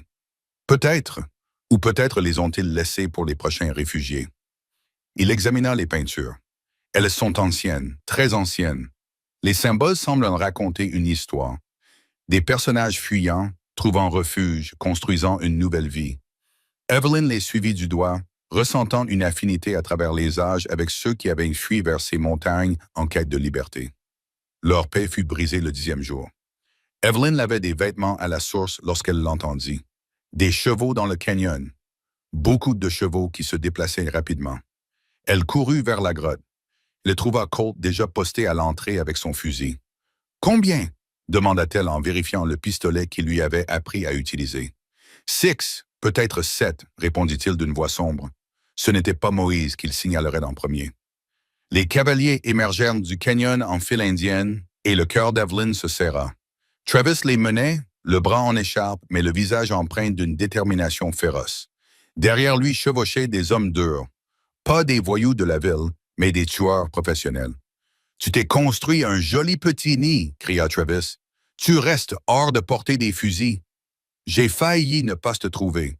Heureusement, l'un de mes éclaireurs pioutés connaissait cet endroit. Une terre sacrée.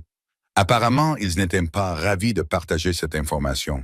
« Que leur as-tu fait ?» demanda Evelyn. « Ce que je devais faire. » Le sourire de Travis était froid, tout comme je ferai ce que je dois faire ici. Dernière chance, Evelyn. Viens avec moi de ton plein gré et je laisserai Harwood en vie. Oblige-moi à te prendre de force et tu le verras mourir lentement. Va au diable, répondit-elle. Les dames d'abord. Travis fit signe à ses hommes. Ceux-ci se déployèrent en demi-cercle. Harwood, tu as 1 minute pour la faire sortir, sinon nous entrons. Colt jeta un coup d'œil à Evelyn. Il y a une autre issue. Par les grottes, elle débouche près de la cascade. Prends-la. Je ne te quitterai pas. Si quelqu'un doit survivre pour raconter à Moïse ce qui s'est passé, il lui mit des munitions supplémentaires dans les mains. Pars maintenant, Colt. Je t'ai dit de partir. Il la poussa vers le fond de la grotte. Je les retiendrai aussi longtemps que possible. Les larmes brouillaient sa vision, mais elle savait qu'il avait raison. Rester signifiait qu'ils mourraient tous les deux. Elle l'embrassa fougueusement, goûtant le désespoir et l'amour. Et l'adieu. 30 secondes, cria Travis. Evelyn courut derrière elle. Elle entendit le fusil de Colt tirer, suivi par des tirs de riposte qui résonnaient comme le tonnerre dans l'espace clos. Le réseau de grottes était un véritable labyrinthe. Mais Colt lui avait fait mémoriser le chemin. À gauche au niveau de l'ours pin, à droite au niveau de la formation cristalline, tout droit à travers le passage étroit qui débouchait sur. Une main l'attrapa par les cheveux et la tira en arrière. L'un des hommes de Travis avait fait le tour en anticipant leur chemin de fuite. Evelyn se débattit violemment, griffant et donnant des coups les pieds, mais il était trop fort. « Je l'ai, patron !» cria l'homme. Il la traîna vers la grotte principale où la fusillade s'était intensifiée. À travers le chaos de la fumée et du bruit, elle vit que Colt s'était barricadé derrière des rochers tombés, tirant à chaque fois avec précision. 2 des hommes de Travis gisaient immobiles, mais d'autres continuaient d'avancer. Puis elle vit Travis lui-même ramper le long du mur, contournant la position de Colt. Dans quelques secondes, il aurait un angle de terre dégagé. « Derrière toi !» cria Evelyn. Colt se retourna et tira, mais Travis était déjà en mouvement. La balle atteignit Colt en pleine poitrine, le faisant tournoyer. Il s'effondra lourdement, son fusil tombant dans un bruit métallique. « Non !» Evelyn se libéra de son ravisseur et se précipita vers Colt. Du sang coulait sur sa chemise et il respirait difficilement. Eh bien, voilà. Travis se tenait au-dessus d'eux, rechargeant son arme. « Tu sais, j'allais le laisser mourir rapidement, mais après tous les problèmes que tu as causés, dit-il en visant le genou de Colt. Rendons cela mémorable. » Le coup de feu ne retentit jamais. Au lieu de cela, Travis sursauta, regardant avec surprise la flèche qui dépassait de son épaule. D'autres flèches suivirent et soudain, la grotte se remplit de guerriers potes. Les hommes de Travis se dispersèrent, tirant dans tous les sens, mais les guerriers se déplaçaient comme des fantômes. En quelques minutes, tout était fini. Les tireurs survivants s'enfuirent à travers le canyon. Travis était parmi eux, serrant son épaule blessée. Un vieil homme Pute s'approcha, le visage peint pour la guerre, mais le regard bienveillant. Il parla dans un anglais teinté d'accent. « Ceci est une terre sacrée. Ceux qui viennent en paix peuvent s'abriter ici. Ceux qui apportent la violence, dit-il en montrant le tireur mort. « S'il vous plaît, supplia Evelyn en berçant la tête de Colt. Aidez-le, dit le vieil homme en s'agenouillant pour examiner la blessure. Il parla rapidement dans sa propre langue, et 2 hommes plus jeunes apportèrent des provisions. Ils travaillèrent avec une efficacité rodée. Ils pansèrent la blessure avec des herbes et de la mousse. « Il vivra peut-être, dit finalement le vieil homme. Ou peut-être pas. Les esprits en décideront. Restez ici, nous surveillerons l'école. Personne d'autre ne viendra. » « Merci, murmura Evelyn. Pourquoi nous aidez-vous? » La femme, Maria, a envoyé un message. Elle a dit que vous étiez des gens bien qui fuyaient des hommes mauvais. De plus, il sourit légèrement. Travis a tué 2 de nos jeunes hommes pour trouver cet endroit. Maintenant, il sait que nous n'avons pas oublié comment nous battre. Les Pute partirent aussi silencieusement qu'ils étaient venus, mais Evelyn sentait leur présence dans les collines, montant la garde. Elle reporta son attention sur Colt, qui perdait et reprenait conscience, brûlant de fièvre. Pendant 3 jours, elle ne quitta presque pas son chevet. Elle lui baigna le visage avec l'eau fraîche des sources, lui fit boire de force une tisane et lui parla sans cesse de leur avenir, de la maison qu'ils construiraient, de tout et de rien, juste pour le maintenir en vie. La 3e nuit, sa fièvre tomba. Il ouvrit les yeux et la vit affalée à côté de lui, tenant toujours sa main. « Evelyn, dit-il d'une voix rauque, mais lucide. » Elle se réveilla en sursaut, les larmes coulant sur ses joues. « Tu es revenu. »« Oh, mon Dieu, tu es revenu. » Travis a disparu. Les Pute nous ont sauvés. Il est blessé, peut-être mourant. Tant mieux. Il essaya de s'asseoir, grimaça et la laissa le repousser. Moses, aucune nouvelle, mais Colt. Elle lui serra la main. Les anciens ont dit que Travis avait tué 2 des leurs. Il s'est fait l'ennemi de toute la tribu. Colt sourit. Les hommes ne savaient jamais quand s'arrêter. Ils eurent des nouvelles de Moses une semaine plus tard. Elle leur fut transmise par un messager pieuté. La note était brève mais importante. Travis arrêté pour fraude foncière et meurtre. Ranch saisi. Marshals fédéraux impliqués. Tu es libre. Nous t'enverrons un message quand tu pourras descendre en toute sécurité. Evelyn l'a lu à haute voix 2 fois avant de comprendre. C'est fini. Vraiment fini? Peut-être. Colt était maintenant assis. Il était encore faible, mais son état s'améliorait de jour en jour. Les hommes comme Travis sont des amis. Il y a toujours la prime sur ma tête. Moïse s'occupe de ça aussi. Il a trouvé des documents, des témoins, dit-il. Avec le temps, il pourra blanchir ton nom, au moins des accusations les plus graves. Et ensuite, nous déciderons, nous resterons ici si les potes le permettent. Nous irons au nord, vers ce lac que tu as décrit. Où hésita-t-elle? Nous pourrions aller ailleurs, en Californie. Peut-être prendre un nouveau départ là où personne ne nous connaît. Colt la serra contre lui avec son bras valide. Que veux-tu? Evelyn regarda autour d'elle leur maison troglodyte, rudimentaire mais à eux, un sanctuaire. Difficile à trouver. À travers l'entrée, elle pouvait voir la vallée s'étendre, verte et dorée sous le soleil printanier.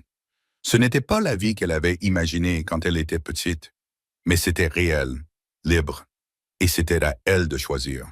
« Je veux rester, dit-elle, au moins pour l'instant. Cet endroit, je m'y sens chez moi. Alors nous resterons. » Il l'embrassa sur la tempe. « Mais je dois te prévenir, l'été ici, il y a des moustiques gros comme des colibris. Je m'en sortirai. » Elle se blottit contre lui avec précaution, attentive à ses blessures. J'ai connu pire. Ils s'assirent ensemble, regardant le soleil se coucher sur leur vallée cachée. 2 âmes qui s'étaient trouvées dans la nature sauvage et avaient choisi de vivre leur vie comme elles l'entendaient. Demain apporterait son lot de défis. Construire un abri convenable, établir la paix avec les potes, apprendre à vivre sans regarder derrière eux. Mais ce soir, ils étaient ensemble, vivants et libres dans le grand schéma des choses. C'était plus que suffisant. C'était tout. Alors que les étoiles apparaissaient au-dessus de leur tête, Evelyn crut mieux comprendre les figures peintes sur la paroi de la grotte. Ils ne fuyaient pas simplement. Ils faisaient un choix. Ils choisissaient la difficulté plutôt que la servitude, l'incertitude plutôt que les chaînes, l'amour plutôt que la simple survie. Elle avait fait son choix. Là, dans le salon de Travis, un couteau à la main et la liberté dans le cœur. Tout ce qui s'était passé depuis n'était que le prix à payer pour ce choix. Et malgré tout, la peur, la douleur, le sang, elle referait le même choix. Le printemps laissa place à l'été, apportant avec lui des fleurs sauvages qui tapissaient la vallée de vagues de couleurs. Colt reprit peu à peu des forces, et avec elle vint le travail de construction d'une véritable maison. Ils choisirent un emplacement près des sources chaudes, mais suffisamment élevé pour éviter les inondations, avec une vue dégagée et la falaise dans leur dos. Les potes, fidèles à leurs paroles, les aidèrent. Les jeunes hommes enseignèrent à Colt leurs techniques de construction, tandis que les femmes montrèrent à Evelyn quelles plantes guérissaient, lesquelles nourrissaient et lesquelles tuaient. L'ancien qui finit par se présenter sous le nom de Joseph Winnemucca devint un visiteur fréquent. « Votre homme apprend vite », dit Joseph à Evelyn un après-midi, alors qu'il regardait Colt travailler avec les jeunes guerriers. « Il a l'esprit de ces montagnes en lui. » « C'est vrai, acquiesça-t-elle, la poitrine remplie de fierté. Le soleil avait bronzé la peau de Colt, et le travail constant lui avait redonné des forces. Plus important encore, le regard hanté avait disparu de ses yeux. Les nouvelles de Moses arrivaient sporadiquement. Travis avait survécu à ses blessures, mais devait faire face à des poursuites fédérales. Son ranch avait été démantelé. Les terres volées avaient été rendues à leurs propriétaires légitimes. Certaines des primes de Colt avaient été retirées, les témoins ayant rétracté leurs témoignages, clairement obtenus sous la contrainte. Une année plus tard, Moses écrivait « Et vous serez peut-être complètement libre d'aller où bon vous semble. » Mais à mesure que leur cabane prenait forme, une pièce devenant 2, puis 3, Evelyn se sentait moins pressée de partir. Cette vallée était devenue plus qu'un refuge. Elle était devenue son foyer. Les nausées matinales commencèrent à la fin de l'été. Au début, elle les attribua à quelque chose qu'elle avait mangé, mais lorsqu'elles persistèrent, accompagnées d'autres signes que sa mère lui avait décrits autrefois, la vérité devint indéniable. Elle s'assit au bord du lac pendant des heures, la main pressée sur son ventre encore plat, la joie et la terreur se disputant dans son cœur. Le froid la surprit là, alors que le coucher de soleil peignait l'eau d'or. « Tu es silencieuse ces derniers temps. J'ai quelque chose à te dire. » Elle prit sa main et la posa sur son ventre. « Nous allons avoir un bébé. » Les émotions qui traversèrent son visage, le choc, l'émerveillement, la peur, la joie, la firent l'aimer encore plus. Il tomba à genoux et la serra contre lui, les mains tremblantes. « Un bébé, murmura-t-il. Notre bébé. Es-tu heureuse? Heureuse? » Il s'écarta pour la regarder, les larmes coulant sur son visage poussiéreux. « Evelyn, je n'aurais jamais pensé avoir tout cela. Une maison, une femme qui m'aime. » Et maintenant, il pressa son front contre le sien. « Oui, mon Dieu, oui, je suis heureuse. » Ils l'annoncèrent à Joseph le lendemain. Le vieil homme sourit d'un air entendu. « Les sources apportent la fertilité. Beaucoup de bébés ont vu le jour ici. » Il les observa avec perspicacité. « Vous allez vous marier comme il se doit maintenant. » Evelyn et Colt échangèrent un regard. Dans tout ce chaos, ils n'avaient jamais officialisé leur union. Le pasteur s'était enfui avant de terminer la cérémonie avec Travis. Evelyn dit « Nous ne sommes rien légalement. Le droit, c'est de l'affaire des Blancs. » Joseph répondit « Mais le mariage est une affaire d'esprit. Nous pouvons organiser une cérémonie si vous le souhaitez, qui sera valable aux yeux du Créateur, même si elle ne l'est pas aux yeux de votre gouvernement. » Ils acceptèrent avec gratitude. La cérémonie eut lieu au lever du soleil près du plus grand hootring, avec tout le groupe comme témoin. Evelyn portait une robe en doeskin offerte par la fille de Joseph, tandis que Colt se tenait droit dans sa plus belle chemise, fraîchement rasée pour l'occasion. Les vœux étaient en silex, des promesses de partager la force dans la faiblesse, la chaleur dans le froid, l'espoir dans le désespoir. Joseph lia leurs poignets avec une corde tissée à partir d'herbes douces, et une femme âgée chanta des bénédictions sur eux dans des mots plus anciens que la mémoire. « Vous ne faites plus qu'un, » déclara Joseph. « Dans cette vie et dans la suivante, » dit Colt en l'embrassant, les mains posées délicatement sur sa taille. Evelyn sentit quelque chose s'installer dans son âme. C'était réel, d'une manière que son quasi-mariage avec Travis n'aurait jamais pu être. C'était un choix, un mérite, une bénédiction. L'automne apporta Moses lui-même, arrivant avec des provisions et des nouvelles. Il les embrassa tous les deux, admirant leur cabane et les félicitant pour l'enfant à venir. « Travis est fini, annonça-t-il pendant le dîner. 20 ans de prison fédérale pour meurtre et fraude. Ses associés se dispersent comme des rats. Quant à toi, Colt, dit-il en produisant un document portant un sceau officiel, le gouverneur t'accorde son pardon pour toutes les accusations portées contre toi sur le territoire du Wyoming. Il semble que Travis ait conservé des registres détaillés de ses pots de vin et de ses menaces. Il a fait passer beaucoup d'hommes puissants pour des méchants. » Colt fixa le document. « Je suis libre dans le Wyoming, oui. D'autres territoires pourraient demander un peu plus de travail, mais c'est un début. » Moses sourit. « Tu pourrais même aller en ville sans te faire tirer dessus. » « Je ne suis pas sûr de me souvenir comment faire ça, » dit Colt d'un ton sec. Ils célébrèrent discrètement, conscients de la fragilité de telle victoire, mais c'était un progrès, plus que ce qu'ils avaient osé espérer. L'hiver arriva tôt et fut rude, mais ils étaient prêts. La cabane était confortable, le bois de chauffage était empilé en hauteur, le garde-manger était rempli de conserves. Le ventre d'Evelyn s'arrondissait avec l'enfant qui grandissait, et Colt devint presque comiquement protecteur, essayant de tout faire lui-même jusqu'à ce qu'elle lui rappelle fermement qu'elle n'était pas en porcelaine.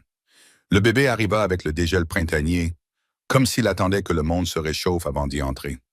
La sage-femme Pute guida Evelyn pendant le travail, tandis que Colt arpentait l'extérieur comme un loup en cage, sursautant à chaque cri. Quand tout fut terminé, quand les premiers cris de leur fille résonnèrent dans la vallée, il fut autorisé à entrer. Evelyn, épuisée mais triomphante, plaça le petit paquet dans ses bras. « Une fille, dit-elle doucement. Comment devrions-nous l'appeler? » Colt regarda le petit visage parfait, les larmes coulant sans honte. Margaret, dit-il finalement. Pour le passé, mais son deuxième prénom, Margaret Hope Harwood, pour l'avenir. C'était parfait. La petite Maggie, comme on l'appelait, grandit comme les fleurs sauvages, vigoureuses, brillantes et absolument intrépides. Elle fit ses premiers pas dans la prairie, prononça ses premiers mots en anglais et en piute, et enroula son père autour de son petit doigt dès qu'elle le saisit pour la première fois. 2 ans plus tard, un fils vint agrandir la famille, James Joseph, nommé en l'honneur du père de Colt et de leur ami Patot. Il avait les yeux verts de sa mère et le caractère posé de son père, se contentant d'observer sa sœur explorer tout ce qui était à sa portée. Leur vie n'était pas facile. Il y avait des hivers rigoureux, du gibier rare, des blessures et des maladies loin de tout médecin. Mais il y avait aussi une beauté incroyable. Des étés où la vallée s'épanouissait comme l'Éden. Des automnes peints en or et en cramoisi. Le miracle constant des sources chaudes fumant contre la neige. Et il y avait l'amour. Un amour qui avait été mis à l'épreuve par le feu et le sang. Qui avait choisi la difficulté plutôt que la facilité. La liberté plutôt que la sécurité. Un amour. Ah, e aquele bioma que tinha. Mano, tá, tô ligada, tô ligada. E aí, mano, dá pra, tipo, você jogar com ele totalmente melee, jogar corpo a corpo, ou jogar totalmente ranged, assim. Que é combate a longa distância. Com skills com elementos completamente diferentes, que fazem coisas completamente diferentes. Um, tipo, você faz controle de grupo. Outro você faz tipo monge no sentido de ter muitos estilos diferentes de gameplay. Nada a ver com o monge no sentido de funções, por exemplo. Ele não tem não tem uma build healer e aí uma build tanque. Quer dizer, vai ter build tanque 100% de certeza. Porque tem um modo que combina muito com isso. Mas, tipo, tem vários playstyles muito diferentes e é a classe mais. Como é que é o nome quando ela é boa pra várias coisas? Não é eclética que eu queria usar, mas ela é bem eclética. Ela é multifuncional, assim. Versátil, muito obrigada. Versátil era a palavra que eu queria usar. É uma classe muito versátil, mano. Dá pra usar mil e uma coisas. Eu acho que deram um bom exemplo. O Monk no Diablo é uma das classes que chegou mais perto, assim, de ter essa versatilidade. Porque Monk dava pra você usar pra qualquer porra. Dava pra você ser healer, dava pra você ser tanque, dava pra você dar dano. Mano, dava pra fazer o caralho a 4. Acho que por isso mesmo que não botaram no Diablo 4. Porque era quebrado. Mas era bom demais de jogar. Eu adorava jogar de Monk. Nossa, aquela build do tapa. Escrota. Eu tinha muita build escrota pra jogar de Monk, na real. Mas é isso. Nerdolei falando de RPG. Mas é isso, eu pude testar os bagulho em primeira mão quando eu fui lá. E aí, hoje, ver as pessoas se empolgando com paradas que eu vi, mano, há meses atrás é muito legal. Porque eu, de fato, pude testar um bagulho... Ai, que susto! Com os dev lá, colhendo feedback, sabe? E, tipo, tinham várias pessoas de diferentes nichos. Tinha galera, tipo... Olha aqui no chat de novo que eu deixei meu milkshake. Mano. Isa. Nem vou adentrar esse assunto, mas ela deixou o milkshake dela de novo aqui. E é sempre proposital, filha da puta. Nem lembro o que eu ia falar. Mas enfim, é muito legal poder testar assim as paradas antes. Eu lembrei. Porque os devs, mano, eles chamaram pessoas de vários nichos diferentes. Por exemplo, eu não bati um papo muito longo com a equipe de balanceamento das classes. Só que, em compensação, os sul-coreanos que estavam lá, acho que foram os sul-coreanos e os taiwaneses, passaram muito tempo questionando os devs de balanceamento e tal. De formas de manter o jogo vivo e etc. E estatísticas e papapá. E eu falei, foda. Aí, mano, chegou a hora de perguntar pros devs que desenvolviam sidequests, lore e etc. Aí, mano, aí eu me esbanjei, porque eu adoro a lore de Diablo. Adoro pra caralho, assim. Mano, me esbanjei, fiz várias perguntas de lore, tentei arrancar spoiler. Mano, fiz tudo possível ali. Mano, me esbanjei com os dev da lore. Mano, foi muito maneiro, porque o cara que desenvolve a side quest estava lá. Tipo assim, dava pra fazer perguntas sobre side quest pra eles. E aí a pergunta que eu mais gostei de virar pra eles e fazer foi a... Ai, oxi. Foi a que eu né, olhei pra eles e tal e falei, mano, mas e os anjos, hein? O que eles estão fazendo enquanto tudo isso tá acontecendo? Eu recebi uma resposta. Que eu não vou dar. Talvez depois que a DLC lançar e todo mundo já souber a história, aí eu dou a resposta que ele me deu. Sobre os anjos. O que os anjos estavam fazendo esse tempo todo. Mas era a pergunta que eu... Mano, eu já comecei a pergunta pra ele falando assim, provavelmente você não pode falar sobre isso, mas... Fala pra mim, hein? E os anjos, o que eles estão fazendo, mano, enquanto toda essa merda tá acontecendo em Santuário?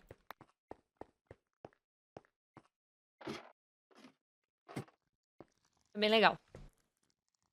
Essa é a minha história.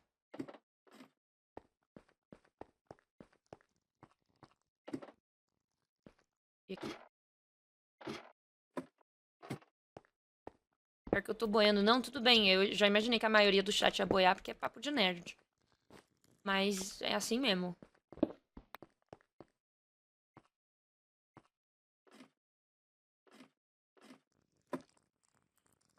Plateia entrou... Mano, o que a plateia vai fazer hoje, hein?